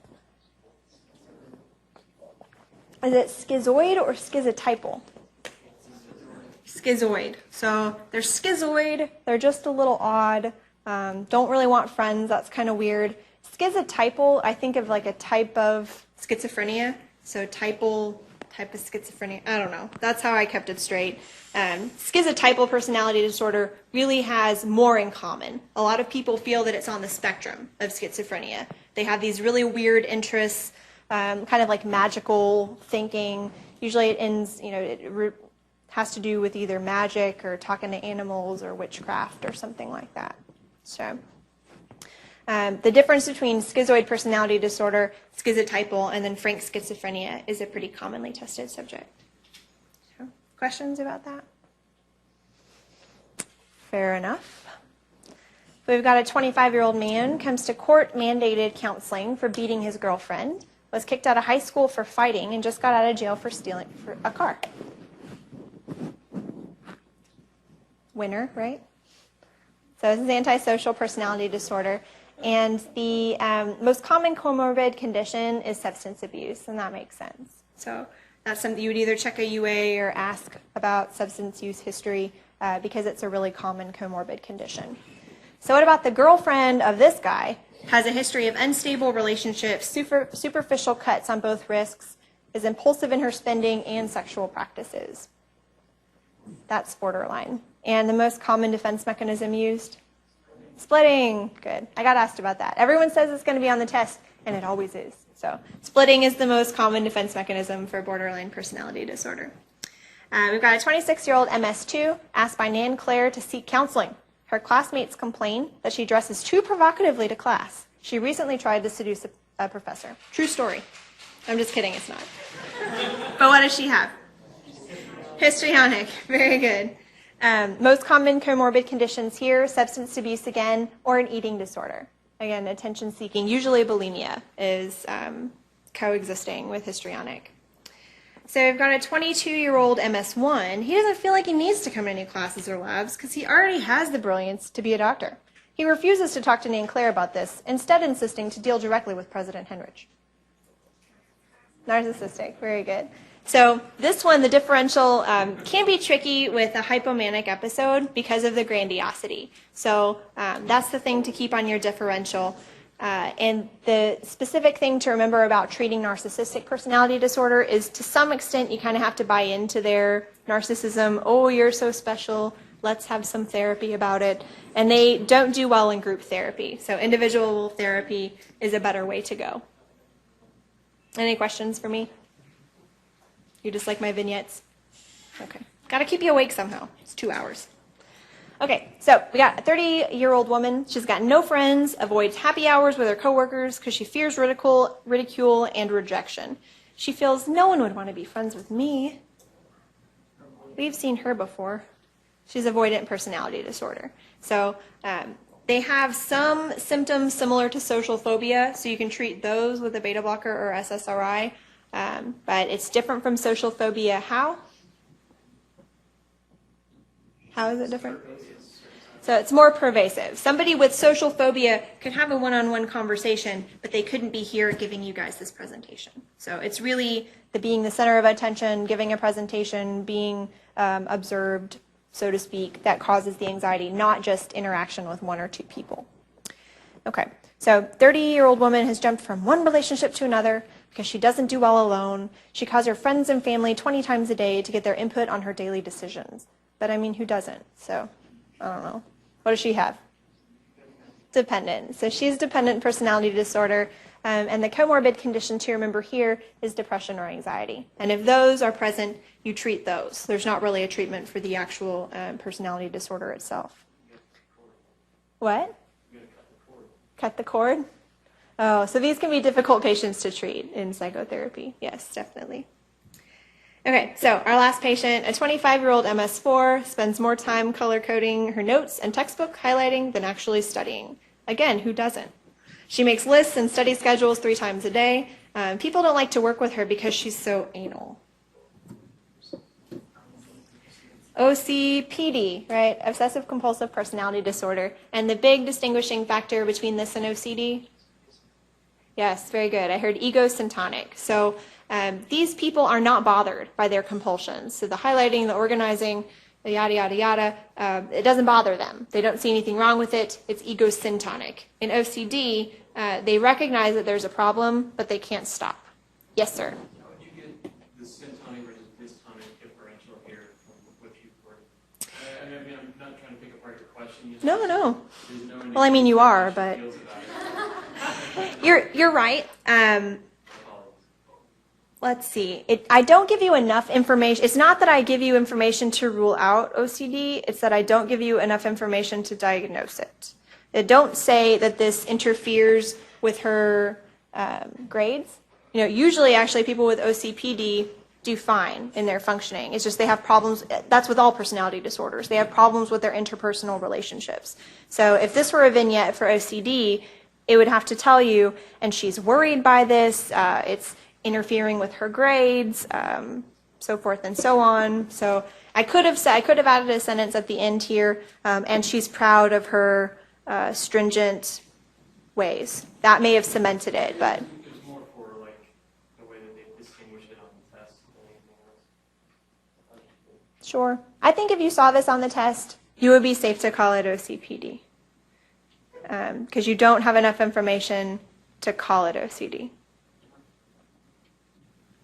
Okay, so, and actually, the egosyntonism is not in the diagnostic criteria. If you look at the DSM-4, I think I've given you enough here. So one way to tell the difference is whether it's egosyntonic or egodystonic, but that's not in the DSM. Okay, so we got an old lady. She is brought in from her nursing home for altered mental status. She sleeps more during the day and becomes agitated at night. And she reports that she sees little green men in the corner and complains of pain upon urination. What are we thinking of? Delirium. And what's our first step? Yes, medical workup. And in this case, what's the first best test for her? A UA, right? This is probably her UTI that's triggered her delirium. So medical workup in general, if the vignette gives you enough information to direct what that medical workup is, pick that. Things that commonly cause delirium in the elderly, drug interactions. So look for things like Benadryl, benzos, opiates, and look for electrolyte abnormalities like hyponatremia, hypernatremia. Infection is a huge one. B12 deficiency or syphilis are more rare but possible causes of delirium. So what is the biggest risk factor for delirium? It's not infection. If I give you 2 choices, one of your choices is underlying dementia, and one of your choices is advanced age. Advanced age. You always want to pick underlying dementia because there's something already wrong with their brain, but the biggest risk factor for developing delirium is advanced age. Dementia is second. Other common causes of delirium. So we got sepsis already. The one thing I don't have indicated in my medical workup is substance withdrawal. Particularly think about this if the person is younger. They may tell you about somebody who's in for surgery, like a appendectomy or something, and they weren't expecting to be in the hospital. So on day 3, they can have delirium induced by either benzo withdrawal or more frequently alcohol withdrawal. And EEG findings of delirium. This is how you can distinguish it from psychosis. Because this lady is having hallucinations. It's a psychotic symptom. How do we tell if she's delirious or psychotic? Slow waves, very good. So the EEG has diffuse background slowing in delirium. And in acute psychosis, even though they're all crazy and stuff, their EEG is actually normal. So that's one way we can tell the difference. And treatment of delirium. So you got to fix whatever's wrong. And then while you're doing the workup or while you're doing that, you want to make sure that you give them a room near the nurse's station, you make it dark during the nighttime and light during the daytime, orient them with clocks and calendars, invite their families to come in. And only if they're really agitated or a threat to themselves do you use a typical antipsychotic, like haloperidol. Okay, so now we've got another old lady presenting with memory loss, but this lady has aphasia, apraxia, and gets lost while she's driving. What type of dementia is this? What? Alzheimer's, most common. So if you don't know what dementia it is, you're safer picking Alzheimer's just because it's the most common type. And remember, on your mini mental status exam, they can't remember the 3 objects that you tell them, and even when you help them, you give them the category or give them prompting, they still can't remember. So pathology of Alzheimer's dementia, what might you see on an MRI or a CT? Yes, and it's diffuse. That's how you tell it from a different type of dementia. And what would you see on pathology? Yeah, tau tangles, beta amyloid plaques. Yep, got to think way back to pathology. Dan Claire, okay. So the amyloid, in addition to making plaques on the neurons, can also cause deposition in the walls of the arteries. It's called amyloid angiopathy, and it's a cause of brain bleeds in elderly. All amyloid is birefringent, apple green. Okay, so the genes for Alzheimer's. Did I hear APP? Amyloid precursor protein, and that's on chromosome 21, very good. That's why people with Down syndrome have an earlier onset of Alzheimer's, because alpha amyloid precursor protein is on chromosome 21. And there's also this ApoE2 allele that causes an effect on Alzheimer's. Best treatment? Rivastigmine is one. So that what type of drug is that?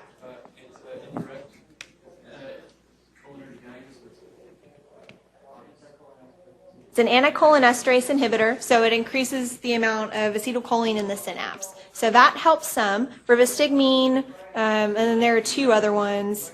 Galantamine and donepezil is the big one. That's Aricept. So all of these acetylcholine esterase inhibitors, since they give you more acetylcholine, can cause diarrhea. That's why a lot of elderly people can't tolerate them. Memantine is newer on the horizon. It's Namenda. That's the brand name for it. And does anybody know how memantine works? What? Yes, it's an NMDA. I think it's an agonist, though. I think it's an NMDA agonist. Let's check. Who can get there before I can?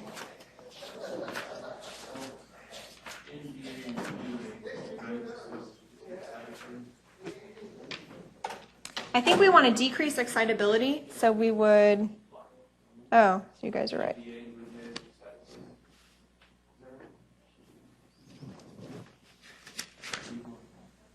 It's a blocker. Very good. It's an NMDA antagonist for those reasons. So remember, glutamate can cause neurotoxicity, so it makes it excitatory. So we block it, and the thought is that it can prevent some damage and help prevent the rate of decline. So none of these medicines will improve memory, but they can prevent the rate of decline most effectively if given early in the course of the disease.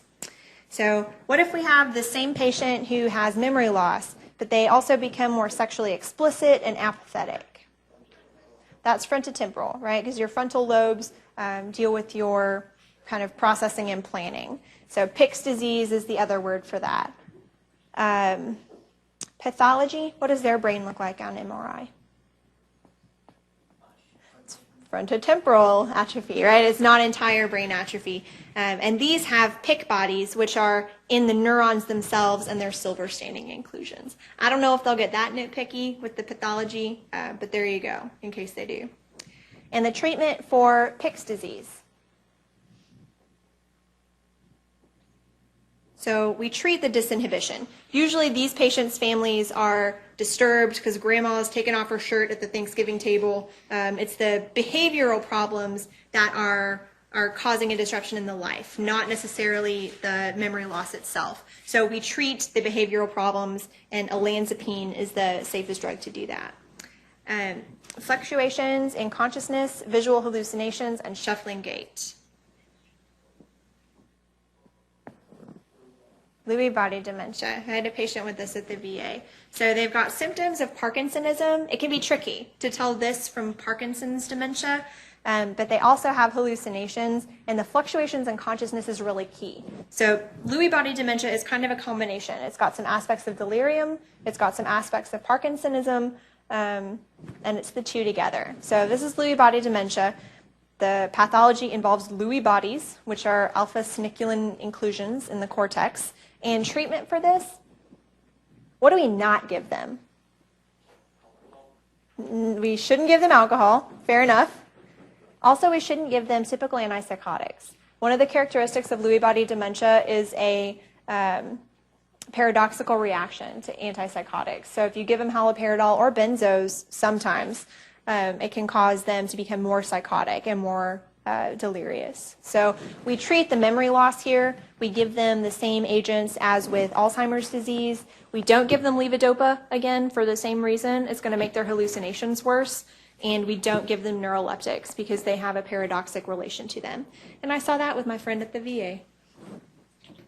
Okay, so still an old lady with memory loss. But now her memory loss comes in sudden, stepwise decreases in memory and cognition. So that makes us think vascular, and we do a vascular workup, MRI, MRA, blah, blah, blah. What if we had a patient with memory loss who also had a loss of vibration sense, labile affect, pupils that accommodate and do not react? It's tertiary syphilis. So to diagnose it, we first check in our PR, but you always have to do a spinal tap. If it's starting to cause neurologic symptoms, you've got to check and see if there are spirochetes in the CSF because the treatment is different. If it's just regular syphilis, you can give them penicillin, no problem. If it's neurosyphilis, it needs to be IV, and it can only be penicillin. So even if they're penallergic, you desensitize them, give them IV penicillin. I think it's for 4 to 6 weeks, maybe even 10. It's a long course of penicillin. All right, so what if our patient, still with memory loss, now also has myoclonus, increased startle response, and seizures? And in history, recently had a corneal transplant. Creutzfeldt-Jakob. So random that it's in psychiatry, but it is. So myoclonus is the key. That's a myoclonic jerk. Usually it's of the arm. And the corneal transplant, because that's a risk factor, right? So transplantation of corneal tissue can transmit the disease. Pathology here is called spongiform encephalopathy. That's what you would see on pathologic slides. And EEG findings.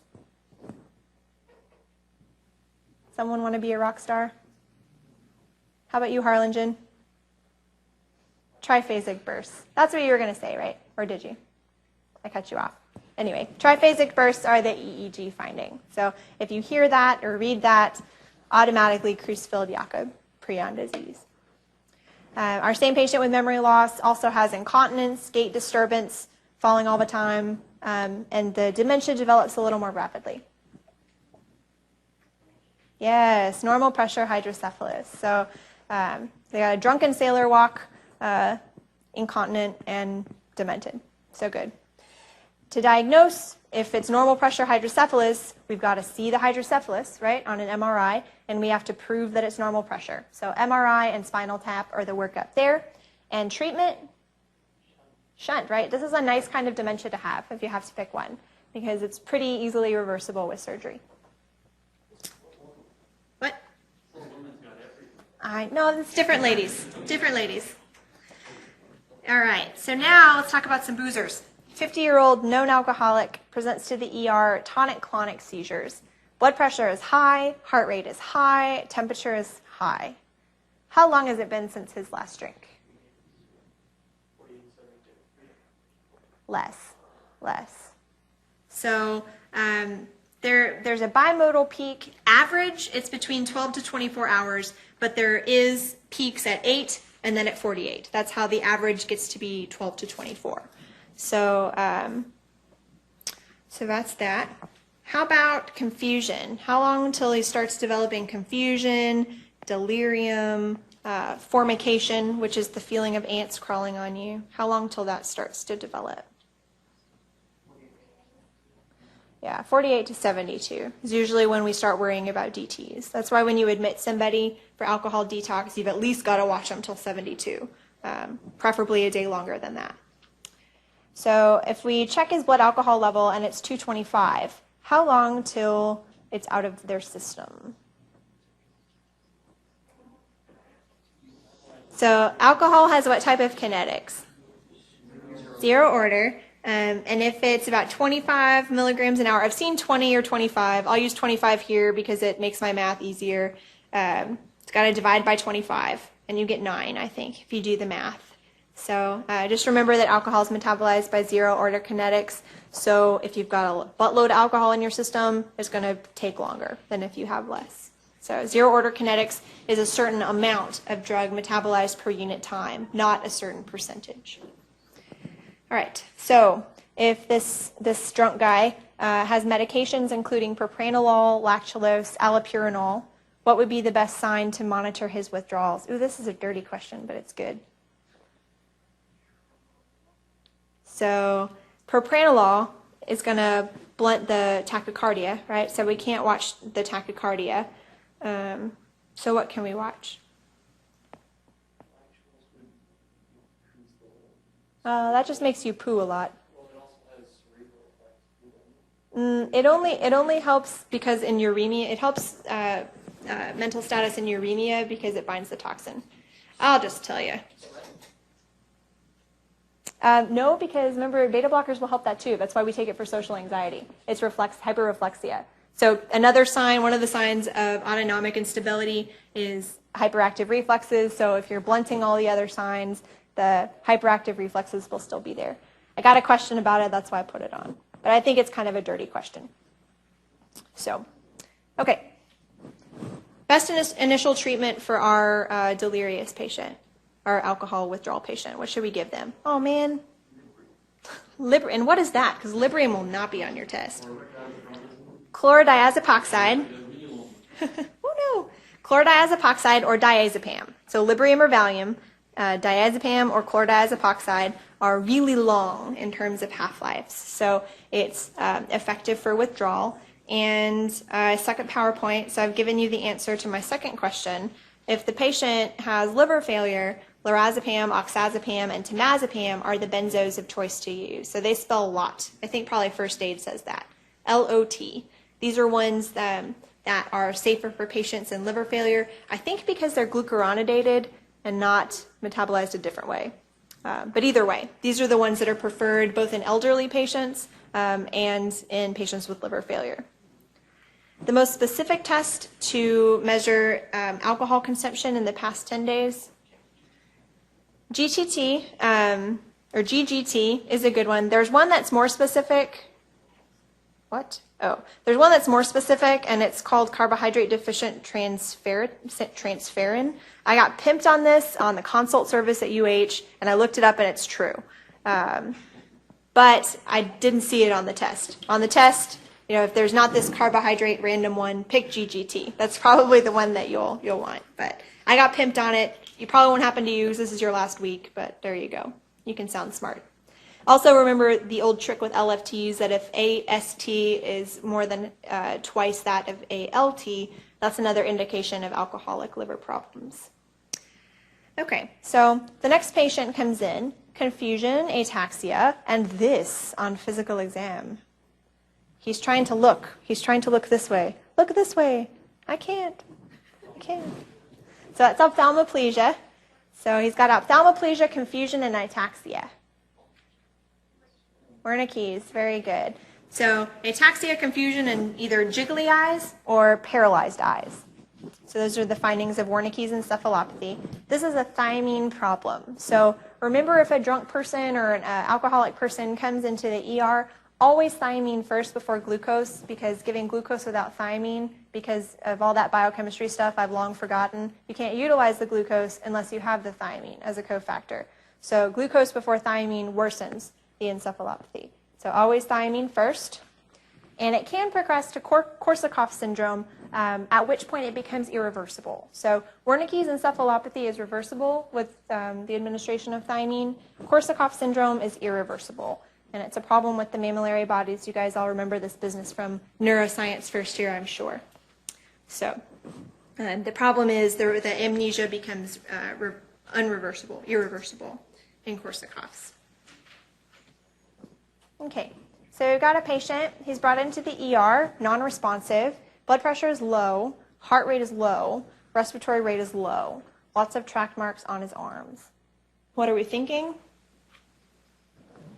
Sounds like heroin. Sounds like opiate overdose. And what's our best first step here? You want to give naloxone first? Yeah, that's the kicker. Respiratory rate is 6, right? Under 8 intubate. So always check ABCs, even in psychiatry. So this guy is unstable. He's non-responsive, and his respiratory rate is really low. So we've got to intubate him first, but naloxone will be shortly thereafter. So check your ABCs first, then naloxone is the next best treatment. Then you realize the pupils are dilated. Do we expect that in a person who's overdosed on heroin? Do we expect dilated pupils? In withdrawal, right? But this guy, I mean, he's respiratory depression. I mean, he's intoxicated with heroin, but his pupils are dilated. That's a good thought, but it wouldn't cause respiratory depression. PCP wouldn't cause respiratory depression. What I'm getting at here, it's still heroin overdose. But if he's severely hypoxic from his respiratory suppression, hypoxia can cause pupil dilation. So, I know, stinky question. If I gave you all ones you knew the answer to, you wouldn't need to be here. So, hypoxia can cause dilation of pupils. And symptoms you expect as he starts to withdraw? Juicy, nice.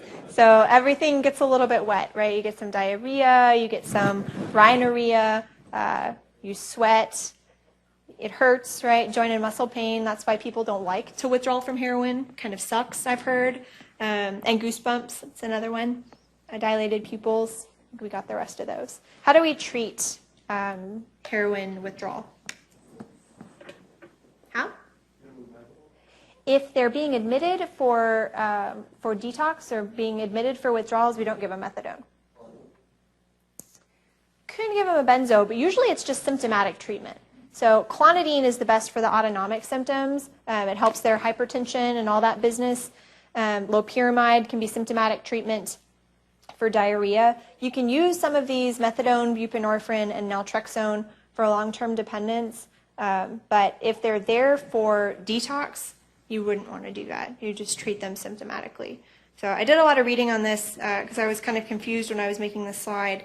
What I've seen in like the psychiatric literature or the psychiatric guidelines are that if they're there for something else, like if they're there for their gallbladder being taken out and they happen to withdraw, you put them on methadone. But if they're there to withdraw and get off heroin, or they're there being treated for dependence and withdrawal, then you treat them symptomatically. I don't think they'll give you a question that asks you to tease apart those intricacies. Okay, so more people on fun substances. Now we've got a patient with horizontal nystagmus, dilated pupils, ataxia, and acute psychosis. Yeah, sounds like PCP. So the nystagmus gives it away. Dilated pupils could be a lot of things, could be cocaine, amphetamines, but if they've got nystagmus, think about PCP. And these people tend to be psychotic, so remember your haloperidol. If the patient presents after a motor vehicle collision, they've got injected conjunctiva, sedated, and they're asking for Doritos. Yes, good job. Patient presents with suicidal ideation, hypersomnia, depression, and anergia. Cocaine withdrawal. Very good. Patient presents with dilated pupils, seizure, tachycardia, and hypertension.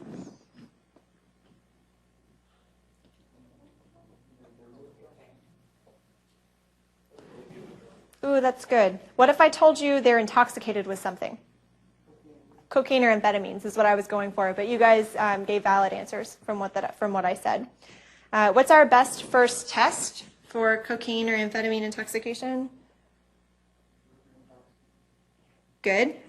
We need a urine toxin to diagnose it, but if they're coming in intoxicated, remember, we got to look at what's going to kill the patient first. And people with cocaine or amphetamine intoxication can have arrhythmias, so it's good to do an EKG first, and then we confirm that they're on drugs. So if they have a seizure, because seizures can be an effective intoxication, you can treat that with a benzo. But how do we treat hypertension in someone who's on cocaine? We don't. We avoid beta blockers for sure, because these peeps who are taking cocaine, right, they've got norepinephrine out the wazoo. So if we give them a drug that blocks all the beta receptors, where's it going to go? Alpha receptors, and they're going to get hypertensive crisis, stroke, and death. So no beta blockers for people on cocaine. Treat them with something else. Calcium channel blockers, maybe an alpha blocker or something else, but not beta blocker. Okay, so childhood development. I'm going to go kind of fast here, but make sure you look at it. Let me just put them all up. We'll talk about the big ones. Oh, no. Okay, so I think the ones that I remember seeing most often were the Piaget, the Erickson conflicts. I don't remember seeing that, but it's in all of the books. When you start reading about child psych, it always starts with these childhood development things. What I would remember is the time when death is permanent is usually 6 to 7 years. That's where the concrete operational phase starts. And the ability to think abstractly begins at age 11. That's when formal operational starts. So the difference between pre-operational, concrete operational, and formal operational, I remember being important on my shelf. But this stuff is in all the child psych books, so I figured I'd throw it up here. Okay, let's do a question. An 11-year-old boy is evaluated for developmental delay, poor school and social performance. Formal IQ testing reveals his IQ to be 50. He has macrocephaly, long face, and macroorchidism. What degree of mental retardation does he have? Moderate. So remember, what's the average IQ? And what's the standard deviation? 15. So average IQ is 100, standard deviation is 15. And at 2 standard deviations below, that's the upper limit of mild. And then it's in 15 increments. So 70 to 55 is mild, 55 to 40 is moderate, 40 to 25 is severe, and below 25 is profound. Those are important numbers to remember. Where does this go on the DSM-4? Axis 2, very good, with the personality disorders, right? Personality disorders and mental retardation go on axis 2. And the most likely cause in this kid's case? Fragile X, very good. So remember, this is X-linked. It's one of the tricyclic repeat disorders, and it anticipates, which means it gets worse as the generations progress. And it's the most common cause of inherited mental retardation. It's more common than Down syndrome in terms of inherited mental retardation. Okay, so what about our newborn baby? Decreased tone, oblique palpebral fissures, simian crease, big tongue, white spots on his iris. What does that sound like? Downs. What are the white spots on the iris called? 10 bonus points. Brush field spots. Who cares? Okay, so this is Down syndrome. What can we tell his mom about his expected IQ? What range of mental retardation does Down syndrome have on average? It's usually mild to moderate. So it's typically not severe or profound, although it's not out of the realm of possibility. And she should expect delay in most of his developmental milestones. In terms of common medical complications, again, here are the medical questions they can ask you in psychiatry. What happens to the heart?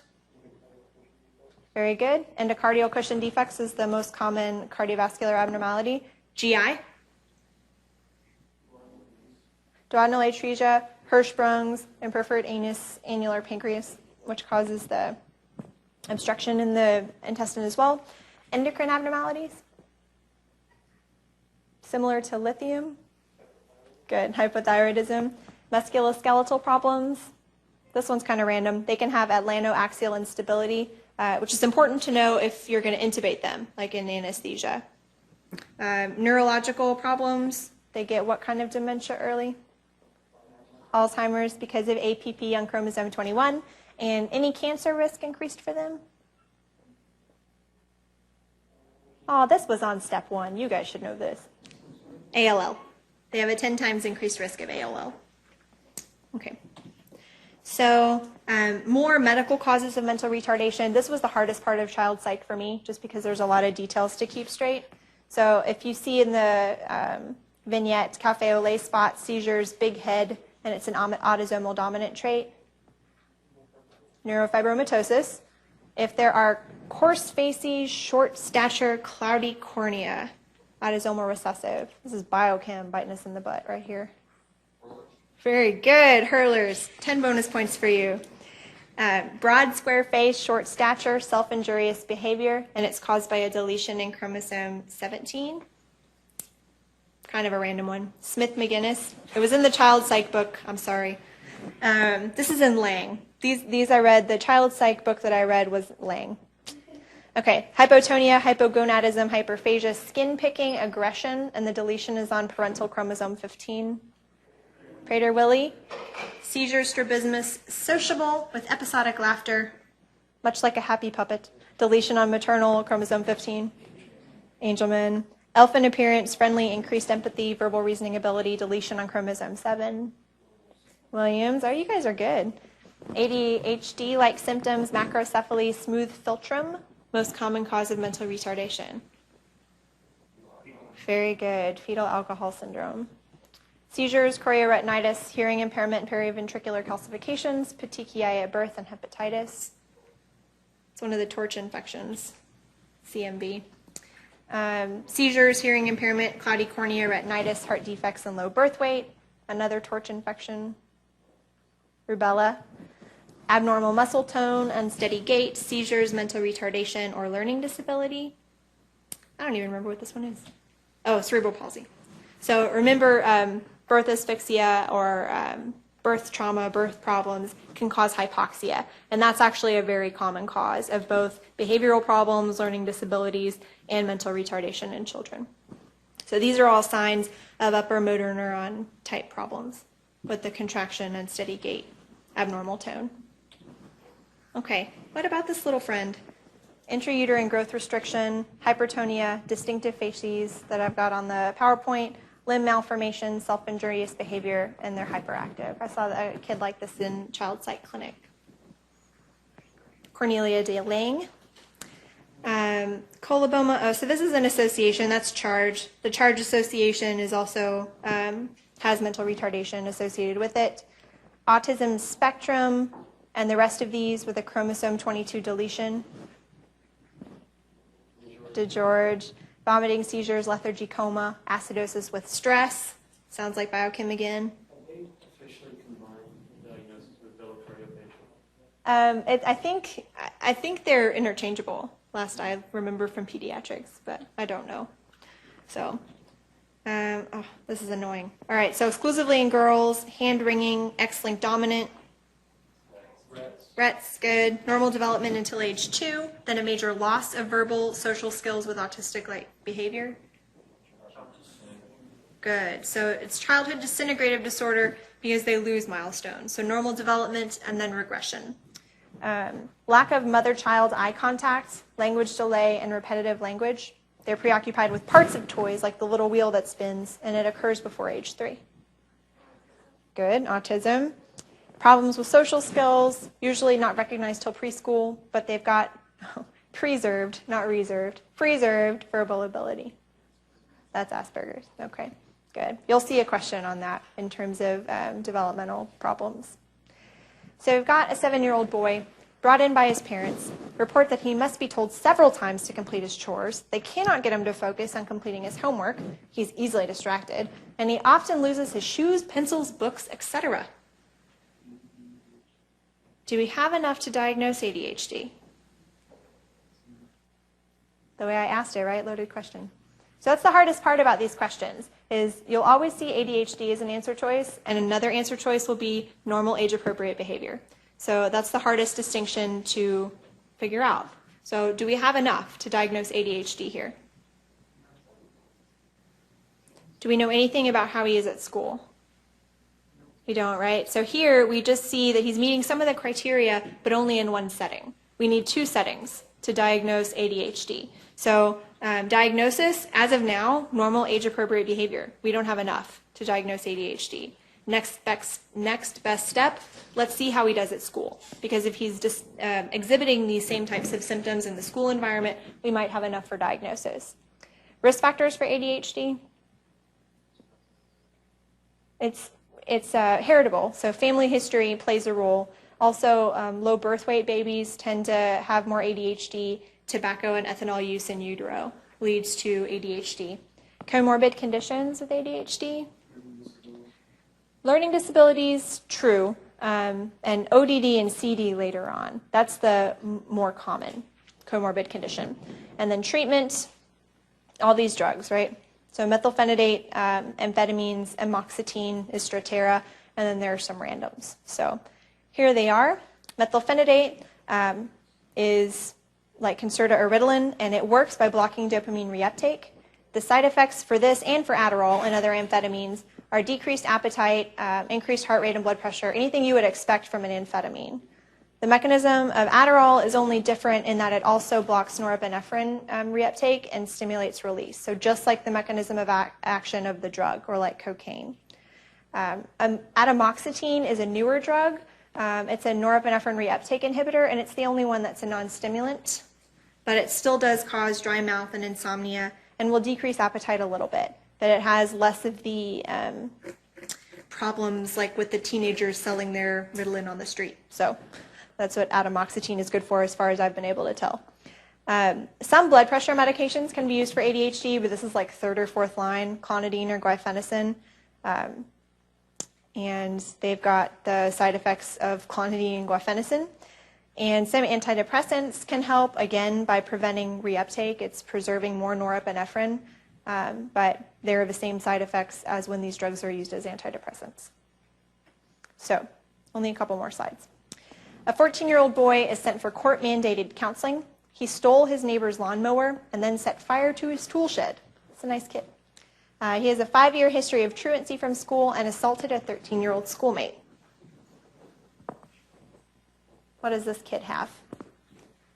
Conduct disorder. Very good. So remember, the timing here is important. They need symptoms for 6 months.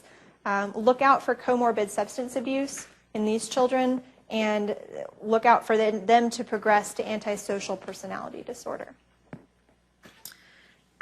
Our second patient, a 14-year-old boy brought in by his grandmother. For the past year, he's been getting into trouble at school for being argumentative, disrespectful, defies the rules that she sets for him in the house, and often deliberately annoys her. ODD, so oppositional defiant disorder. So this is another one that can be a little bit tricky between age-appropriate behavior and ODD, because all teenagers are a little bit a pain in the butt. Deliberately annoying, this kind of pervasive disrespect for rules and guidelines in multiple settings are things to tip you off. But if it sounds really, really mild, you know, like the kid doesn't want to clean his room, or he talks back, or doesn't pick up his stuff, look for the answer choice normal age-appropriate behavior, and that could be right if you don't have enough of the diagnostic criteria to diagnose ODD. Okay, so a few more. A 9-year-old boy is sent to counseling at the recommendation of his teacher. She states that at least once a day he makes loud grunting noises and hand movements that are disruptive to class. What's that? Tourette's, very good. To call them Tourette's in contrast to just tics, they've got to happen fairly frequently. DSM-4 says at least once a day for a year, with no tick-free period lasting longer than 3 months to meet full diagnostic criteria. Comorbid conditions we talked about already. they're more likely to develop OCD. And treatment here, it's tricky because there's a difference whether they ask you for first line or they ask you for most effective. Most effective is haloperidol. That's definitely the most effective treatment. First line is actually clonidine because it's got a more favorable side effect profile. So read the question very carefully. Okay, 7-year-old, frequent abdominal pain, misses a lot of school, never gets the pain on the weekends or the summer. Separation anxiety. 6-year-old adopted child brought in because she's not formed a relationship with her adoptive parents. She's inhibited and hypervigilant. It's reactive attachment disorder. So it usually happens with problems in early infancy where the patient or the child doesn't have their needs met consistently by the caregiver. 18-month-old baby recently regurgitating and rechewing her food, has previously been eating normally. There was a pretest question on this that I missed, so I put it in here. It's called rumination disorder, very good. And you check the lead levels because they usually eat random stuff too with the pica, so they are prone to lead poisoning. Okay, so we've got a 6-year-old, stools in her clothes once every 2 weeks. Next best test for her. What's a common medical cause of inocuparesis? Constipation. So we want to check for fecal retention there because it could be leakage of the diarrhea around the impacted stool. And the treatment, once we've ruled out medical causes, behavioral modification, but only rewards. You never want to punish a child for stooling inappropriately because that can lead to, if you believe Freud, can lead to some anal retentive tendencies in adults. So 6-year-old who urinates in her clothes once a day at nighttime. Next best test. So that'd be diagnosis. What do we want to rule out medically? UTI. So we want to make sure she doesn't have a UTI, and then we treat with behavioral therapy. The alarm pad works, and then there are some drug therapies you can use if behavioral modification doesn't help. And that's it. So we got it all done in 2 hours. Thanks for sticking around. Hopefully it was helpful. And I wish you guys the best of luck on your shelf exam on Friday. Thanks. Stick around if you have questions.